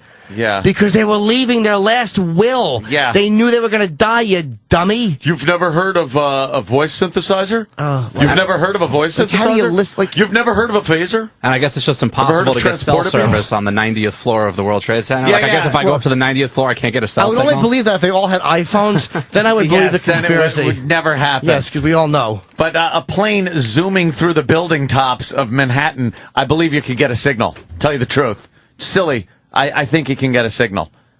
I just hated the Put up by conspiracy Popular theories that we Mechanics. talked to. Yeah, that's Just so great. you know. That's cool. Yeah, You know? debunking. But every 9/11 time myths. whoever puts this out, there's somebody that can So you've contradict it. probably never seen the History Channel special about the Popular Mechanics. I but I'm would sure love you've to seen watch Loose it. Change about 3 or 4 times. I would right? love to watch it. Have I'd you love seen to watch Loose Change? anything. I saw the first version. I Have never you saw the seen like second version. Zeitgeist and all that shit? No, I don't even know what that is. By the way, when Jesse when he was Change. when he was There's at other Ground stuff out there, Zero. too. Yeah, absolutely. Why did he not know this stuff when it happened? Why did he? By the way, Jesse says he never looks at computers. I don't own a computer. Yeah. Well, then how have In you watched touch. all these documentaries? Somebody handed you a videotape. My crack team shows them to me in my conference room. That's very dark. But it's a set. Didn't he come? What year? When did Jesse start talking about the 9/11 conspiracy? When did this ex-governor, ex-Navy SEAL jump on the fucking college When I was age offered mentality? money to talk about it. I want to know when he jumped on that bandwagon because he did not say it September 12th, 2001, and he didn't say it all through 2001. I don't believe. He was he was there. He went down to Ground Zero, and he didn't say it. Hey, we got someone that wants to straighten your ass out, Anthony. Dave in Virginia. Attaboy, Dave. Straighten me out. Kill him. Let's go, Dave. Hey, Ant. Hey, how you doing? Hey, listen, I love you guys. Man, you guys had the expert on your show, and you didn't even ask him about it. Who? Listen, Jesse Ventura admitted that he's not the knowledge that you need to explain this to you. Okay. Okay? He says he is the person that gets on the media because he's accepted. All right. But Alex Jones, who you had on your show, Oh. if you would have asked him about this, he would have straightened you out. He is the fact man. Do you remember? Hold on. Alex, I liked Alex. Well, let's book Alex Jones. Hold on. Dude, I liked Alex Jones. He But would have gladly talked. well, dude, relax. You're on the phone. We're talking to you. But what was I talking to Alex Jones about where I was trying to... Alex Jones, look, he's a smart guy, but he's a performer as well. And when he was talking about certain things like... Alex Jones is a patriot, man. do you want to just keep babbling through what I'm trying to respond to you? I never talked to you. Go ahead. I'm not saying he's not a patriot. I didn't say he should be put in an internment camp. I am saying he's an entertainer. What I'm saying is, I was trying to pin him down. He said that somebody offered him, I believe it was for the 9/11 stuff, they offered him a lot of money to come along. And again, I'm not trying to misquote the guy, but I was like, well, who did that? Why? And he wouldn't name the person. And I'm like, for somebody whose whole thing is to uncover conspiracies, one of those major guys came to him and asked him to come along, and he refused, and he won't name them out of some sense of honor, of not breaking trust. Yeah, it's like, what are you talking about? That's backing up with facts. What's that? Why is that important? Somebody Because who is it's backing up your sources. because that's somebody who, if somebody who's in on the conspiracy or who knows about the conspiracy on that level and who wants you, even if it's not 9/11, if it's banking, and wants you to come along and you don't expose them. If you don't, then it's just you talking. So many of them, and they're so rich. I could make shit up and say, yeah, it's a source I have that I can't reveal, and that makes it true. Listen, why don't you give him the benefit of the doubt and get Alex back on the show? We'll get him back on. We had Alex. What was the issue, Dan, that we were talking? Does anybody remember? We have to go through the audio again. Because there was something. JFK. Twinkie filling. JFK. No, there was something Yeah. else though. There was something more. That was changed recent. over the years. I said no. Where He said Alex, yes. they said Alex said somebody approached him about something, thinking that he wouldn't blab about it. And again, I don't want to misquote the guy, but dude, when he wouldn't say who it was, this is a guy whose whole thing is uncovering conspiracies, and he refused to name who it was. And you're saying, why is that important? Come on, you know why that's important. But Jimmy, I mean, there's so many other issues. I mean, what? Can you just admit to See, yourself you wanna and to address me? that issue. Let's address the one issue. Can you not admit that is somewhat suspect that a guy whose job it is to uncover things says somebody big or important came to him and he won't name them? Alex has death threats on him continuously. You're not answering me. Why would he want a death threat exalted on him? Again, so you're saying that he wouldn't be trying to expose all these things if death threats frightened him. Right. But his family. So he only exposes enough that the people don't pull the trigger? What is this? His family's been threatened also. Why are you allowing your love of Alex? Dude, why are you allowing the fact that you really like Alex to not allow you to answer this one question? I don't know why he wouldn't tell you. Okay? Doesn't that disturb you on some kind of security purpose? No, but his answer was, well, I just can't. Dude, why don't you just admit that that's kind of inconsistent on some level? I admit it. Okay, sure. But why don't you get Alex on and explain? I would love to get Alex Jones back on the show. We liked Alex. I really did. I didn't agree with him, but I liked him. We liked him. You guys, but man, you're just doing yourself a disservice. Dude, we treated Alex great when he was on the fucking radio show. We got uncomfortable because he started falling apart on the phone. And we questioned him, and he didn't really have answers for some important questions. I was trying to pin him down on something, and I don't remember what it was. I know, we got to It's been find a few the audio. months. And me and Jimmy looked at each other like, whoa. But we treated him very well. We didn't treat him like an asshole. But again, we didn't agree with him, but we gave him a good interview, I think. Yeah, I thought so. He was very vague at times. Get into the details like you're asking for. But dude, he should be on that level. All right, Dave, thank you. We'll have him back on. That'd be great. And All right. thank you, guys. All right, Dave. All right, and Troy, so you like the Jesse Ventura is what you're getting at. Well, I mean, and the conspiracy show. Yeah. As far as the Area 51 goes, I mean, they showed all the pictures of the drawings of ideas that they've had for. That's stuff I've seen in books and popular science. No, and stuff I like that shit, for though. over 30 years. I dig on that shit. Troy I likes like to dream. I like the idea. He's a dreamer. As ridiculous as He it still sounds, I has like hope the for the idea world. of them finding alien spacecrafts. As ridiculous as it is, finding alien spacecrafts, taking them apart, and then our military reverse engineer, as they were saying. Yeah. Yes. So yes, whether it's true or not, it's still I think it's some very creative scientists being left to their own devices without being interfered with by politicians, and they're in there doing what they do, which is being brilliant, making amazing aircraft and weaponry, and being left the fuck alone. It's great. I love it. I love Area 51. Love it. And back to Alex Jones real quick, if I can say something. He had this whole huge conspiracy on the oil spill in the Gulf.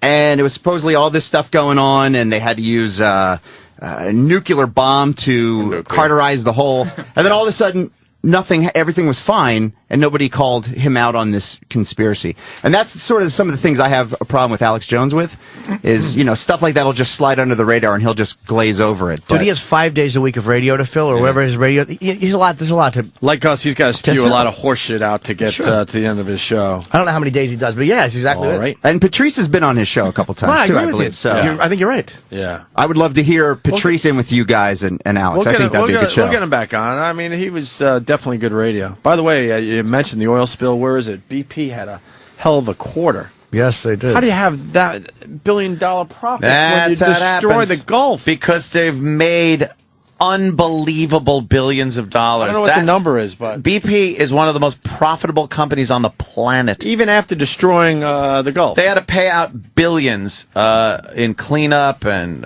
reparations or whatever the fuck they want to call it. And they actually have made a profit. That's how big they are. They're giant. Unbelievable. They're giant. I don't have the number. I'm looking for it. Please, I hope the stock goes up. I'm so happy. What happened to Troy? He left. He quit. He tapped out. He tapped out. I've had it. I'm leaving. I want to know if he banged Stevie's mom. He's moving. He's moving. It's all mind control. What do you think about Jesse the Body Ventura's show, A Conspiracy Theory? Have you caught this thing? Yeah, I mean, I think it's pretty informative, but also entertaining for the general public. I'm actually a consultant on it, and I'm in the next. Oh, you are. And I'm in the next 4 episodes coming up. In fact, this Friday at 9 p.m. Central, it's the Police State series. We actually have an article up on Infowars.com dealing with this, and it's bombshell FEMA camps confirmed. And we actually went out to some FEMA camps, myself and the governor, and got threatened with arrest and other things. So it's. Hey Alex, Alex, yeah, are the we're all FEMA jumping in right now. Go Alex, are the FEMA camps are they being loaded up now, or is this, or they getting ready to get loaded up? Okay, let me be specific. And it's free online on YouTube. It's Police State 4, The Rise of FEMA. I released it 6 months ago. Police State 4, The Rise of FEMA. It was good, too. I like that one. And it takes 2 hours to go over the whole history of it, to show the congressional hearings where they admit the FEMA camps, to show the mainstream news articles, and to show people facilities that are designated as, quote, emergency centers. Mind control. Mind control. I was a former governor. A fighter. I've seen things you people wouldn't believe. I'm a former Navy SEAL, a governor, a fighter. Just go back and forth. You know what? See, hold on. But was that fucking Alex with a sense of humor? Goddamn! Alex has a sense of humor. God bless him. Alex, our problem with the Jesse Ventura Conspiracy Show is he doesn't get into any real shit. Like, we want him to step over the line during the Area 51 when we episode. return, Jesse Ventura goes head-to-head with Area 51 security. I'm standing here, but I'm turning around. I'm not going to be shot. What happened, Jesse? Yeah. Hey, listen. No one's going to shoot Jesse Ventura. Guys, let me just say something about Ventura. He's been on your show quite a few times. I know you guys had that controversy with him, but I've known him. We want him back, by the way. I've known him. Listen, I've known him really well. Yeah. I've known him really well for about 5 years, spent a lot of time with him. He really is for real. It isn't a tough guy act. And, he's an older guy. He is grumpy sometimes. I'm on my way to Plum Island. There's a dinghy following me. Yeah, but Turn the around. issue is he's real. He's a great guy. He was just tired that morning whenever you guys basically had your attack schnauzer on him. And attack schnauzer. No, you got. Unfortunately, the video doesn't do it justice. Yeah. It was about an hour of going back and forth. Jesse was being pretty obnoxious and he to just Jimmy. Wouldn't answer questions. No, he was sitting there. He wasn't letting him finish. Oh my God, he certainly was. Hey, can you give me an idea of who may be going to a FEMA camp? Like, what do you have to be doing? Is it? Please say what I want you to say. Is it extreme? Please say what I want you to say. Let me tell you, Patrice. Is it extreme or is it? Patrice, the FEMA camps are real, Patrice. I'm a governor, and they wouldn't let me into the camp. Yeah, they wouldn't let me in. They won't let me into the reactor room at the nuclear reactor. What does that tell you? Perhaps that there's radioactivity in there. They don't need you going in there, Jesse. And the Plum Island one, come on, there was no boats following them. There was a boat. Oh, yes, they were. There was a boat way in the distance, sir. You're not even. Oh, that's not true. Let me tell you. There was a little Zodiac. Like they had. No, it was. Let me tell you what happened with that. Let me tell you what happened with that. Yes, Al. They couldn't get anybody to even rent them a boat to go out there. Plum Island's no joke. But that's the guy's livelihood. All the people's livelihood. They're not going to risk getting in trouble going to Plum Island because it is a facility that you're not allowed on. Ventura never asked them to even get near it. They just wanted to be able to basically go over into legal waters. You're supposed to stay a mile away. And let me tell you, Plum Island's no joke. They have 36, because I was a consultant on that show. I sent them the info. 36 level 4 bioweapons labs. Let me just shift gears because this is important. Previously, they would have these things in the middle of the desert or on islands. Level 4 are things like smallpox, Ebola, anthrax, but worse, that's only level 3. When they weaponize them or soup them up, supercharge them, they're now level 4. Now, just 150 miles or so from where I sit in Galveston, Texas, hurricane-ravaged, very dangerous place to put one. They have put, at the University of Texas at Galveston, a level 4 bioweapons lab. Now, get this, in level 2 containment. Level 2 is just when you're dealing with like the regular, seasonal flu or something, or a regular cold. Now, why would they do that? Well, let me break that down. All right. They've spent $6 billion in the last 9 years on what they call BioShield, and even the Washington Post, the Baltimore Sun have reported that these are factories making bioweapons and developing bioweapons, but it was sold to Congress. It was sold to Congress as defense, and now all over the country, San Antonio, Texas, the list goes on and on. They have level 4. Listen, level 4 is supposed to be 3 rows of barbed wire, minefields, machine gun nest, and be at least, I'm not joking, totally contained with a self-destruct system to burn it out, and 3 stories underground. Now, they've got level 4 behind little glass windows on the coast of Texas. Now, Lyme's disease, it's been confirmed, was leaked out of there at Plum Island. The West Nile, those are just level 3 type things. I'm telling you, this is a hardcore issue, these bioweapons, when you understand that the Rockefeller Foundation... I don't understand why they're doing this. Why would they do that then? Well, let me tell you. What's the plan? What's the end game? And if you guys want this stuff, because I didn't know you were bringing up bioweapons, I can send it to you. It's up on Infowars.com. Just type in Rockefeller Foundation developed vaccines to sterilize. And we've got all the government documents, UN, Club of Rome, Biological Diversity Assessment, where the globalists openly say, well, you guys know about Ian Fleming or whatever his name was that wrote the James Bond movies. Yeah. He was a member of OSS and then MI6. Well, notice he wrote the book Moonraker. Now, the movie Moonraker with Roger Morris, cheesy with Jaws and all the rest of it. Of course. But you've got this elitist industrialist who's going to release a bioweapon to kill everybody on Earth. Then they're going to come back to the planet and repopulate it with the super race. Now, all of that is based on real government plans, but they're not going off-world to do it. They've got giant underground bunkers that they've spent trillions of dollars on since the 1950s. Let me just throw one out that I know you heard of. Sir, wasn't every James Bond a super criminal that was trying to do something to the world? Like, that's every... No, I know, but what James I'm saying Bond is... plot. That's true, because the one before that, The Spy Who Loved Me, was trying to kill everybody so he can populate the ocean. Goldfinger wanted to make all the gold radioactive so he'd have all the gold in the world. Yeah. Yeah, that's what I'm telling you is a lot of these writers, he was a member of British intelligence. They put scenarios that are being discussed or talked about into films. It's kind of like The Wizard of Oz.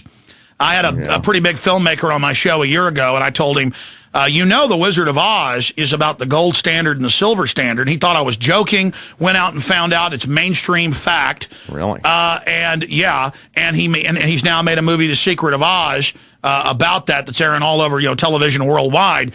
But the issue is, yes, a lot of things that you see in movies are basically psychological imprints or images of what's really being developed. Sisterhood of the Traveling Pants is about the Fed. The Federal Reserve. No, it's not. Listen, Opie and Anthony. It's mind control.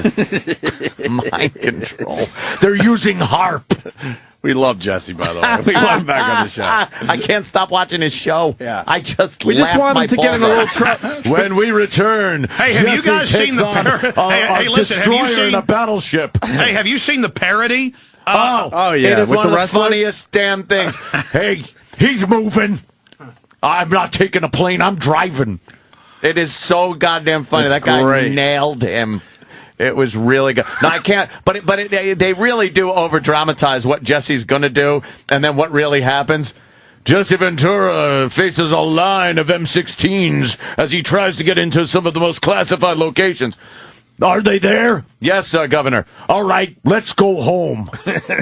I was turning around so I could get more info. They want to shoot me. The show would be huge if he got arrested there, Alex. Tell him to get come on. arrested. He's Tell him gotta to get cross the arrested. line. Well, I one will tell time. you. I will Cross tell that you with line, another Area network. 51. Yeah. I will tell you with another network, and I can't talk about it till it comes out next year, early next year. But on another, even bigger network, I was in. Well, I'm not going to get into it. I was there when people got arrested, and I escaped. I had to jump in a river. So someone did that. Is that Turd? Is that one hosted by who's that hosted by? Gold Dust? The Ultimate Warrior. The Ultimate Warrior. Warrior says conspiracy happens. I am the warrior. He knows. Alex knows. Alex knows the whole deal. It's Warrior great. says. Warrior says Infowars.com.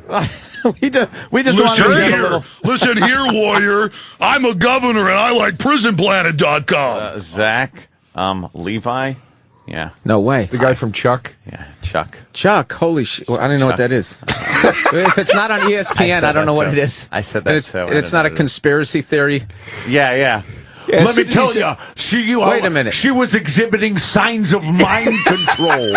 Mind control.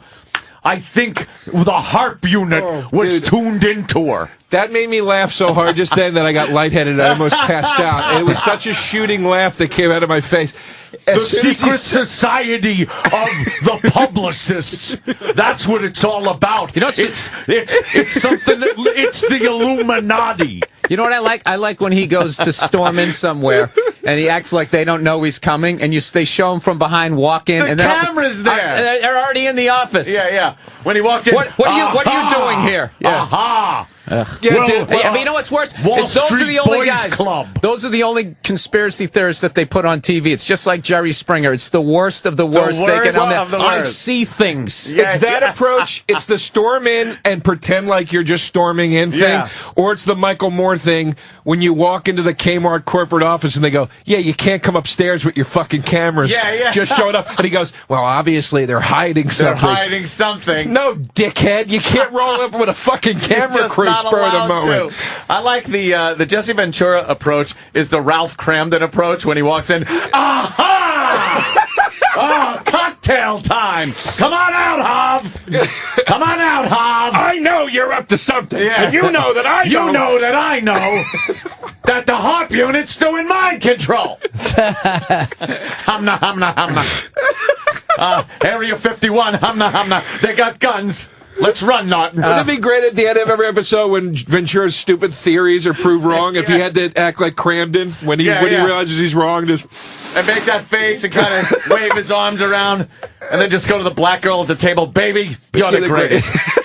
You're the greatest. The sad thing is he isn't 100% wrong. He's not the guy. He's so not the guy. He's not the guy. If you just sat there and just talked about the Federal Reserve in a calm manner. Yeah. First of all, they couldn't have it if they figured out everything was built on sand. I'm going in. Here's the secret building where all the conspiracy is. Why don't you just fucking ask somebody? Walk in. We spoke with a man in a van in the middle of the desert. That was the most ridiculous thing I ever saw. No, the worst one is that Ghost Hunters. Oh! Like, I love how you're going to watch the episode. Like, this is the episode they're going to prove that ghosts exist. Yes. But for some reason, this isn't international news at this point. Like, you're going to walk into the office the next day. Hey, did you see? They proved it.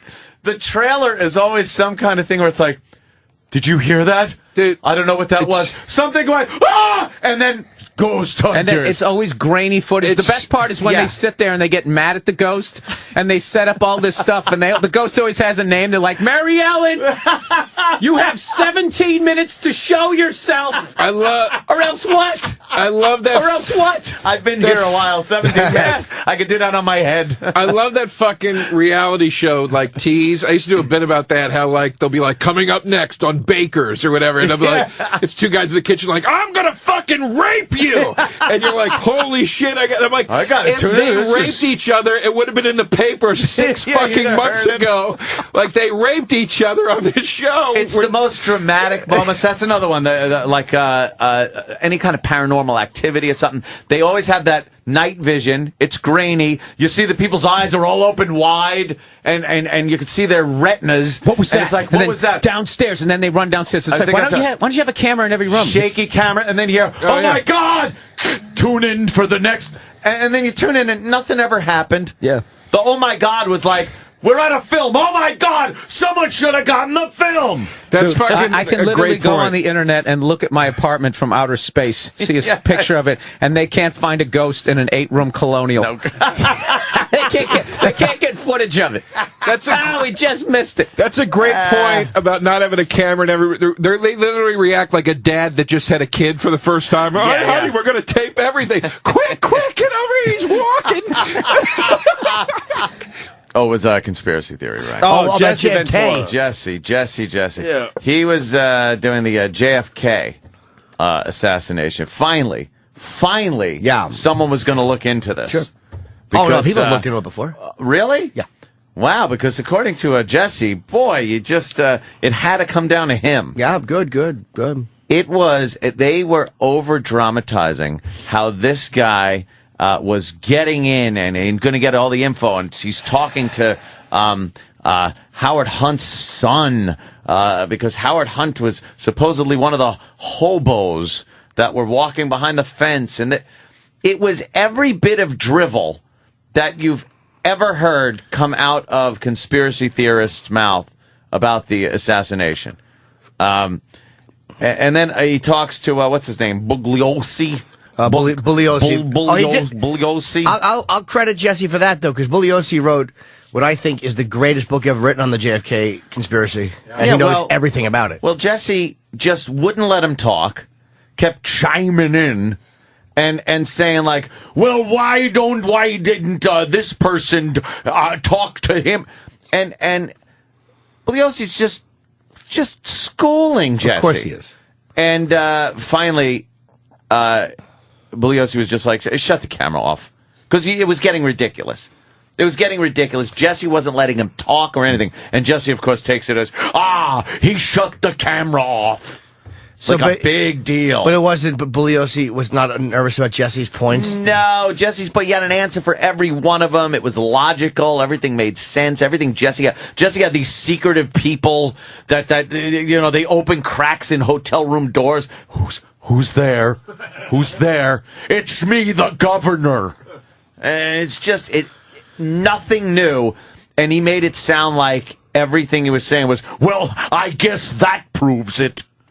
No, it didn't. But you see, that's the way he debates. And a guy like Bugliosi, Bugliosi has shit more information about the JFK assassination than any of us will ever read. He has read. I'm not saying he has not made any errors. He wrote like an 1,100 or 1,200 page small font book. And there's a follow-up CD with more information. He has written he's read every fucking ounce of conspiracy. Bit of documentation. He knows everything about it. I mean, he investigated the book for 20 years. And then he was talking to another guy. It was, of course, they were his wife and kid. And it's like, you were like 11 feet from the president when he was shot, and they didn't even talk to you for more than a few minutes. It's like, there were thousands of people there. What are they going to do? Interrogate someone before they really know what's going on? It's all that shit is just. I'll give shoddy police work, things like that. Well, there are so many things that they quote. So many times they'll quote things that this one said or that one said that seem ominous. And in Bugliosi's book, it's called Reclaiming History. Yeah. He gives the entire quotes. He goes, you see how they take this piece out of context here? Here's what the police chief actually said. And he gives you the entire. And it puts it in perspective, and you realize it wasn't what he was trying to put across on this dumbass show. No, they make it look like this was the worst. Like they say it was terrible. The Warren Commission was terrible. A 9-month. It's one of the longest investigations in history. Yeah. It's one of the most in-depth investigations about anything that's ever happened. And Gerald Ford was part of it, and he became president of the United States. A return favor. Oh, like really? Everything was, and then Nixon was involved. Yeah, and so was Earl Warren, the Chief Justice of the Supreme. Like, who among these guys, when you have all of these people that have legacies and full lives, who among them says, all right, guys, we got to cover this up, and the rest of the room goes, okay. All right. Who talks to 40 people about covering it up? Oh, these conspiracy theorists are such fucking assholes. And then he had to jump into the JFK movie shit. Without even mentioning it, but he was saying things like, it was a coup d'etat, and look back into the left. I despise when people quote things and they say, stand down. Oh. We know that's JFK, which is a great movie. Yeah. Pesci's best wig. But when you look, by the way, Bugliosi puts in his book a photo, it's a photo negative of Kennedy being hit with the final shot when he's leaning forward. And you can see blood coming out forward. It's not coming out. Right. It's a momentary screenshot, but it's like when you look at JFK, his head is leaned forward and blood is coming out and going forward. Yeah. So it's like, I guarantee you Jesse did not show that fucking photo. Of course he did. So you think it's Oswald at this point? I do think it was Oswald, and I was a conspiracy guy for a long time. I believed, I read a lot of the conspiracy stuff. I believed in it. But then little things happen that debunk it, like the House Select Commission on Assassinations in 78. They said that by definition a conspiracy must have occurred, and Jesse's all over that. Oh, see, they said. Yeah. But it's like, medical evidence didn't say that. The only thing that said that was an acoustic opinion, because they did acoustic tests. They thought they heard a fourth shot over a policeman's radio, but then they did another test with different acoustics experts, and they said no, that sound actually came a minute after the assassination. And echoes off of fences, and there's buildings around it. It could sound like it's coming from another direction. But that's what it was, though. So the House Select Committee, they redid it, and Michael Baden was in charge. So all of a sudden, Michael Baden, 15 years after the assassination, what was it, the chief medical examiner from New York, is just going to lie? Yes. In front of Congress? Like, what are you, assholes? I forgot. Did we talk to that ghoul about the He was great. assassination? Yeah. He was fucking I don't phenomenal. remember now, but He's a genius. Well, more importantly, Morbid Jesse bastard. Ventura's show is just terrific to watch. Oh, it's fantastic. Do you watch it and think to yourself, how did this guy become governor? Yeah, I actually In a way. do. It's like, what? Like, how did he become governor? He kind of had some legitimacy back then. When he ran for governor, he wasn't as wacky. Now he's just, he's always shaking. Yeah, He's but I just, think I'm driving. No, but I think he was always wacky. Yeah? Yes. Because he had the whole shaved look and the little mustache But now he can't cover up his wackiness No, anymore. he can't. Oh, look at all the shit coming out of the front of his head. Let me see. The front of his head explodes. Yeah, But there's also, but there that's is- obviously a shot from the front. It actually does look like a shot from the front. Honestly, it No, really that does. looks like a shot from the back. Ant would know a little bit That about looks that, like right? that looks like an entry wound from the back, and his whole face is coming apart. Right. Top of his head's coming off.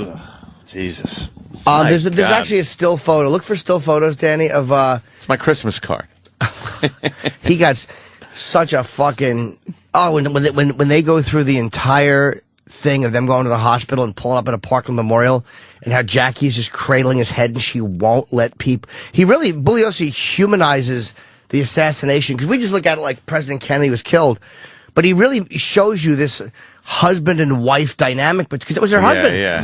And while the whole ride to the assassination, she's like, "Oh my God, they've killed my husband. What have they done?" She's just talking to him, and she wouldn't get out of the car because she wanted people to be away so they wouldn't see his head blown apart. And then I think she opened her hand and there was a piece of his brain, or a piece of his head in her hand, and she gave it to the Secret Service. Like, it was just really, Bugliosi did an amazing job. Oh my God. Yeah, it's really depressing. Take this with you. Yeah. All right. I wanted to talk about the WikiLeaks guy for a second. Oh yeah, I love him. But now he comes out with all these secret Yes. memos and documents about. What did it? World leaders. It was world leaders and stuff the situations. diplomats are doing around the world. Yeah. And now he's being brought up on rape charges. You know what, though? Out of nowhere. No, but there was allegations for a couple of years that he Were had. there? Yeah. Larry, What a convenient time to actually put him on the Interpol. Yeah. I don't want to sound like I know this is what they're doing. It's a conspiracy. The government is involved. If you can't trust the government, I'm a Navy SEAL. Are you? Oh, What, shit. do you know? Do you know what happened? But this sounds like one of those conspiracies. Sure does. He's up on rape charges. Jesus Christ, that's a brilliant Do you hate that guy impression. though when he's doing those shows? I exposed the Kennedy assassination.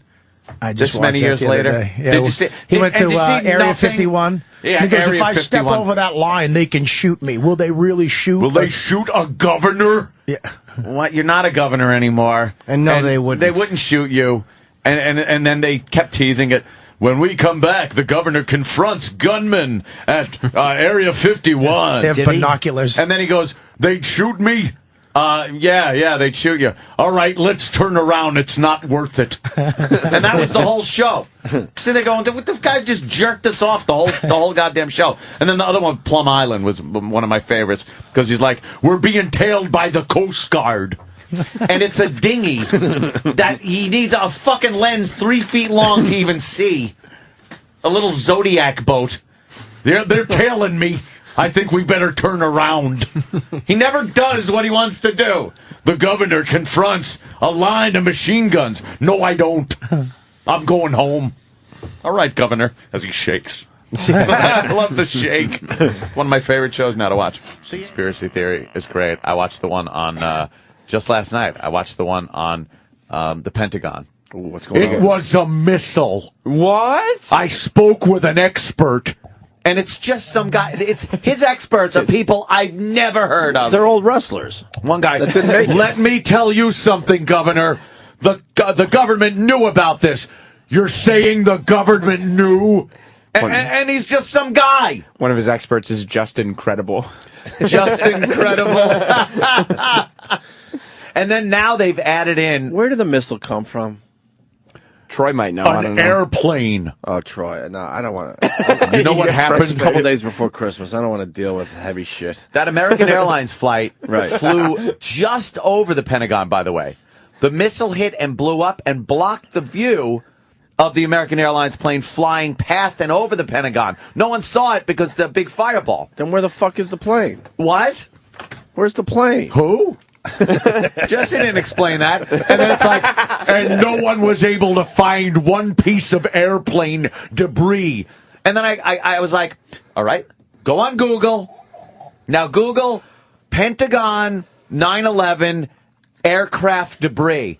And there is debris everywhere with right? American Airlines markings on it. And it's not like one piece here. It's scattered everywhere. There's landing gear. There's fucking engine turbine parts. There's fucking everything. And the plane not hitting 90 degree on a 90 degree angle to the wall didn't make a shape of an airplane like it did at the Trade Center. It hit at a very sharp angle to the wall, so you can't say, Well, where's the outline of an airplane, much like Wile E. Coyote? Yeah, thank you. I was going to say like a cartoon. yeah, He's looking for a cartoon situation. it wasn't a missile. It's a fucking plane full of people that died. Troy. So why won't they release the video?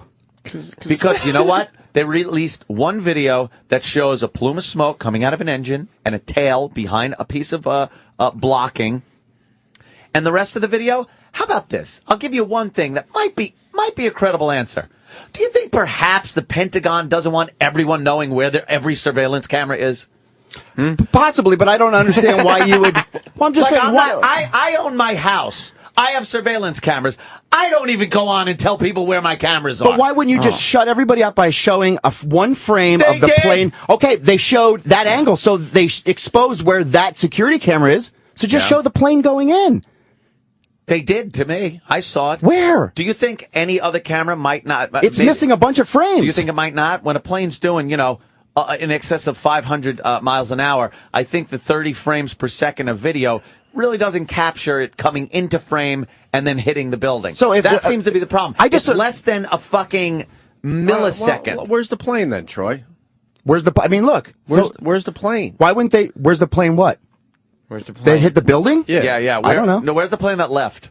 That left the fucking. I don't know. I can't answer that. I have The no idea. plane, But I'm just saying. Was that a fake plane? if Fake there- flight? if Where there- did it go? Just tell me where the plane is. Where are the people that were in the plane? Yeah, where are the people that were in the plane? I don't know. They're all still not But I just don't know why. talking? if there's- Island from Lost. Oceanic 815. Maybe it was a fake plane that took off. You know, if there's, Could've been this, a fake plane. if there's this many questions, why wouldn't you There's just not answer? this many questions. Well, if somebody's questioning, look, I don't believe a plane hit this building. A plane hit the Pentagon. So why wouldn't they just show the frame of the plane going into the building and go, there you go, Well, shut the fuck up. There's a nice Photoshop for everybody. He said that? No, that's what we'd get. Oh, okay. They could show video of the plane flying right in the Pentagon, and you'd get, that seems to be a little Photoshop. D-boy. I have Making One of my experts, D-Boy, is here. making a rare appearance on the show. And D-boy. later in the program, the governor storms the Pentagon. They said he? that. They said that, and by storming, they show him getting a security pass, clipping it on his pocket, and walking through with pixelated head man. I'm walking with pixelated head guy. How did this happen? Was it a tragic experiment from Area 51? Let me go to Mike at D.C. Mikey, who was at the Pentagon that day, Troy. Go ahead, Mike. Uh-oh. Hey, Troy, you're a fucking retard. Why? Because I question? Because I have questions? That's why I'm a fucking retard? Well, that's what happens when you question the government. I don't believe everything that is told to me going, this is the truth, you have to believe this. That's why I'm a fucking retard? He's not going to be spoon-fed. Mikey, what do you got on this? They told you couldn't breathe water either. Now go in and give it a try. Mikey, go ahead. What do you got? There were so many witnesses that saw the plane that none of these conspiracy theorists ever listened to. I was working less than a quarter of a mile away on top of a building when the plane hit. I almost got hit by the plane.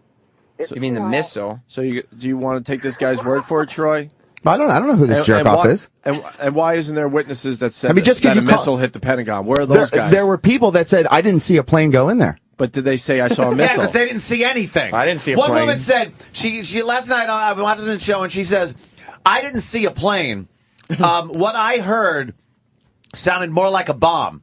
She's inside the fucking building, first of all. Right. So you're saying you didn't see a plane and it sounded like a bomb? She's in the building. She couldn't see it. It hit and exploded. Okay, fine. Dummy. That's like fine. a bomb. So just show one fucking frame of the airplane going into the building, just to shut everybody the fuck up. No reason to. Why placate dummy motherfuckers? Like Why Troy? should the Pentagon and the military say, all right, let me put this out just to prove it to these idiots that won't believe shit anyway? I don't know. I like I said to you before, I have a hard time 10 trusting. years later, here's what Jesse would say. And 10 years later, they release a clip of the plane going in. Well, that's enough time to doctor up something. That's what they say now. Why release it? Just to make people more fucked up. I've got a theory as far as the video footage goes. D-Boy's got it. It's a camera that's shooting all day long. You're not going to shoot 30 frames per second. Right. You're going to true. shoot like, it's just like when you see like somebody robbing a bank. Oh, that's true. It's them never going 30. like this and then this. It's and, never 30 frames. It's never 30 Right. frames per second. So something traveling that fast, it's obvious the camera's going to miss it if it's not shooting at 30 frames Now, per second. if you look at that, you see that now to the right, that little square post there in front. Right behind that, you see the tail of a plane sticking up. It's that pointy thing. And the plume of smoke is where the engine was already damaged from hitting light poles. So you see a plume of smoke and the tail of the jet. It's behind that square post to the right. Do you see it? Yeah, I see what that is. I mean, I can't make that out as a plane part. It's very hard to make out as a plane, but it's the fucking plane. Okay, well, it ain't that's a missile. And that's fine. And you're allowed to believe what you think you see there. And by the way, a cruise missile or a missile would not skate on the ground like that. The only thing that could do that is, by the way, and they were saying the pilot, much too inexperienced. It's an inexperience that almost had him crash into the ground well in front of the Pentagon. Okay. He got so fucking lucky hitting that thing. A missile would have come in. Why wouldn't a missile come in high and hit the top of the fucking thing? Why skate the ground, hit light poles, a generator? You can control missiles to do whatever you want. Not like that, my friend. Yes, you can. You can have them go like this. No, maybe in missiles- cartoons you Shit. can. You can launch them from the middle of the ocean to go hit thousands and thousands of miles away to your exact destination. Missiles cannot fly. A cruise missile can fly. Other missiles are gravity-based missiles that use fins to steer on their way down. They're not powered. Cruise missiles are powered. That's not a cruise missile. And even a powered cruise missile isn't an exoset going fucking 2 feet off an ocean and hitting light poles. Okay. It might damage the missile. But let me ask you- You know what did it? Wings. Large wings, the same dimension of a 757, hit light poles. Macho Man Randy Savage thinks it was a missile. Oh yeah. But I agree with you, Governor. I don't understand why I'm an asshole for questioning what has been given to me as the Because truth. you're questioning shit that is so logical and so spelt out that you look silly. It's like questioning the fact that we are on the 36th floor. Would you question that? Every day you come in and press the elevator button. Just 'cause the elevator you're says- not counting. Have you ever counted every floor? Have you gone outside and tried to find your window and gone, that's 37? You're trusting that the elevator every day is letting you off on that floor. All I'm saying, man, is if you are trusting everything that is being told to you as the truth, I don't, but I trust that's some this. scary shit, dude. But I trust this. That's like some getting the fucking cattle car shit. But You know what I mean? there's enough facts to back this up. Okay, no one's telling me that a plane hit this with absolutely no proof. I'm being told a plane hit the Pentagon with irrefutable proof. Okay, so your argument is people don't want to know, or the government doesn't want you to know where the security cameras are in the Pentagon. Okay, now how many security cameras are around in the other buildings? So why can't they show the airplane coming and go, there's the fucking airplane? Maybe they didn't get it. Are you kidding me? You're going to tell me that they didn't confiscate every single security tape from every? Okay, so why can't they just go from that building that's not the Pentagon? Could be a reason. I don't know. But let me tell you another thing.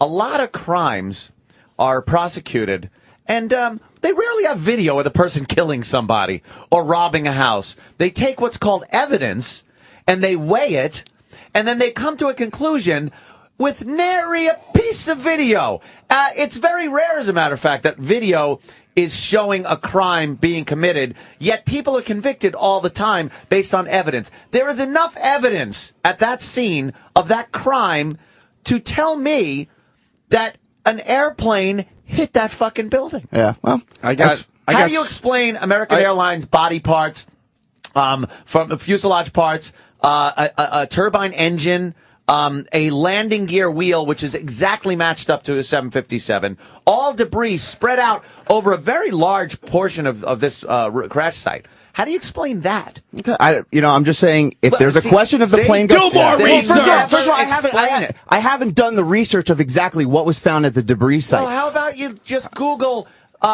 this? Pentagon. Pentagon 9/11 aircraft debris. No, let's see. I want to see it. On your You're own right. time. No, Go ahead. on your own time. On your own time. Hold on. After 9/11 the aircraft holidays, you come back with some research. Troy. Okay. And you will be converted through evidence. There isn't what they call magic bullet videotape of this. It's not necessary. Right. It really isn't. And I think it only gets people more excited about, oh, look at this new cover-up. It's fucking, I see what they can do in movies these days. It's amazing what they could do with CGI. So you think that everything that is told to us is the truth? No, I never said that. I mean, but I believe this is. Hold on. We got eyewitnesses. I got a whole phone bank of eyewitnesses. Megan in D.C. I'm going to D.C. to find this person. Megan, go ahead. Are you sure you want to talk? You might be murdered. What, Megan? Half of D.C. saw that plane fly over. My brother was sitting in front of the White House and saw the plane. And the day after I rode my bike up there, you couldn't drive your car, but you could ride a bike or walk really close. And I took tons of pictures of plane parts sticking out of the building. Sure you did. Good luck sleeping. Get a gun. They're going to come for you. This chick is obviously a government plant. Just like they're coming for me for exposing. Troy, comment. Another eyewitness. Cool. Well, all the people there. Somebody had to have shot video of the plane going in. There has to be video somewhere. How about this, my friend? Troy, my friend.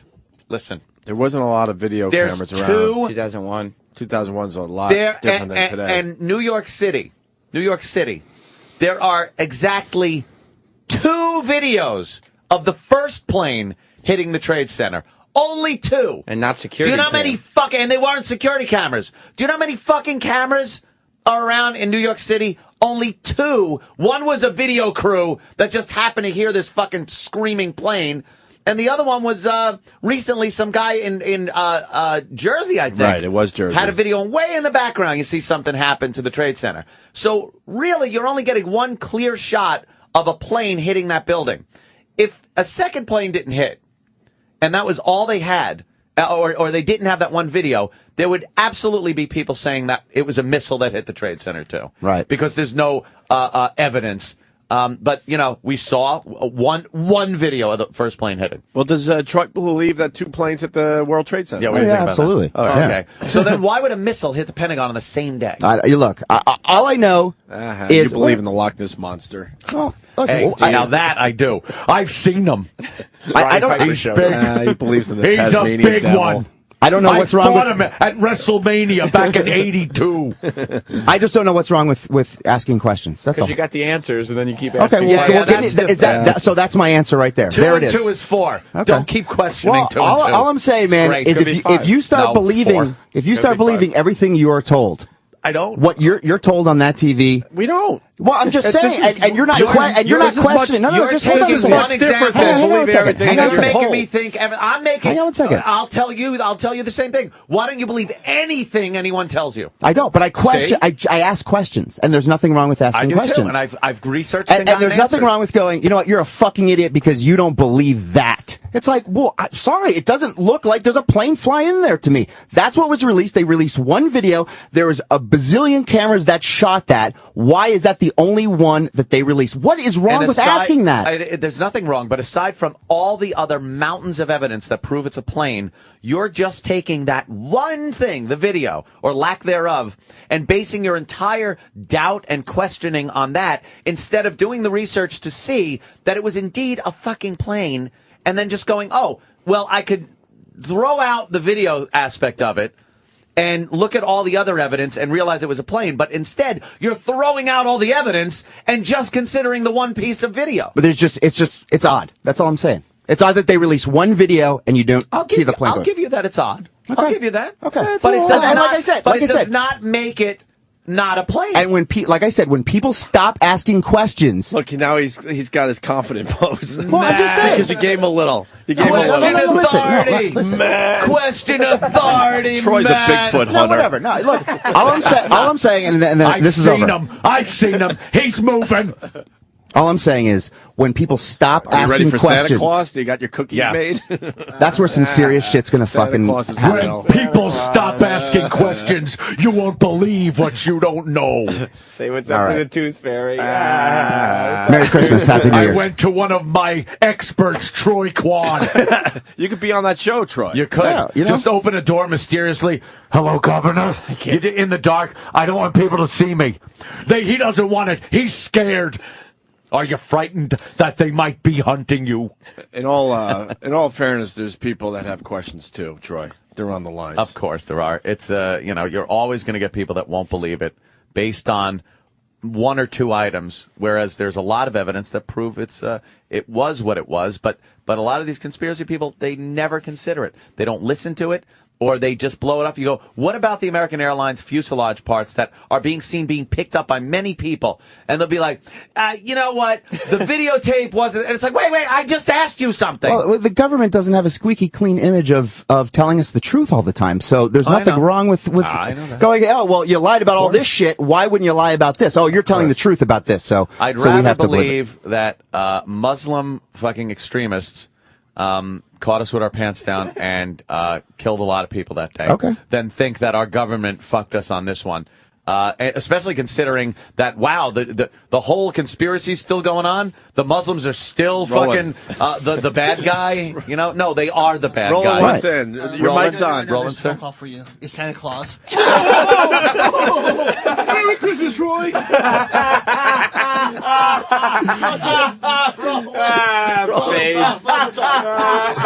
There's a call for you, Santa Claus. Oh shit! Then Roland shakes his ass and leaves. What an He knows asshole. how to hit and run. Roland knows how to hit and run. He's the king of hit and run. All right. Oh boy. All right. Oh no. Look, That one was Troy, bad. I will give you this. I do respect your inquisitiveness of this whole thing, but I think you should look a little further into the other evidence and then make a decision, not just based on video. You come back with some actual evidence after the break. But you understand though, when you start believing everything you're told, that's some serious problem. That's getting the fucking cattle car with the rest of the sheep. You don't listen to the show. We don't believe in everything that is told to us. But I'm not saying just because I believe this means I believe everything. I've never said that. Okay. And I'm not saying just because you don't believe this means you don't believe everything either. Right. You take it by a case-by-case basis, and you weigh the evidence, you do your research, and then you make a decision. And that's everything in life. Right. That's not just this or anything. So, get the fuck Merry Christmas, gentlemen. Merry Christmas, Troy. Have you been a good boy? Ho, ho, ho. We're just mad at Troy because he has so much fucking hair. There goes Troy to the X-Files music. That should be his music for now on. That is now Troy's music. Yes. He wants to believe. He's got posters up in his room. Definitely. He definitely thinks there's aliens in Roswell. Of course. Why is he walking around bragging about having so much fucking hair? I don't think he said anything about hair. It's just how he presents it. It's a visual braggart. It's just how he presents it. Yeah, you couldn't fit another strand of hair in his fucking head. No. And then he fucking gels it with fucking It's a good look. It suits him. Yeah. I don't know if he actually uses jism, though. I think he uses jism. Oh, he's nodding his head. Yes, he does. Okay. Oh, he does? Yeah. Okay.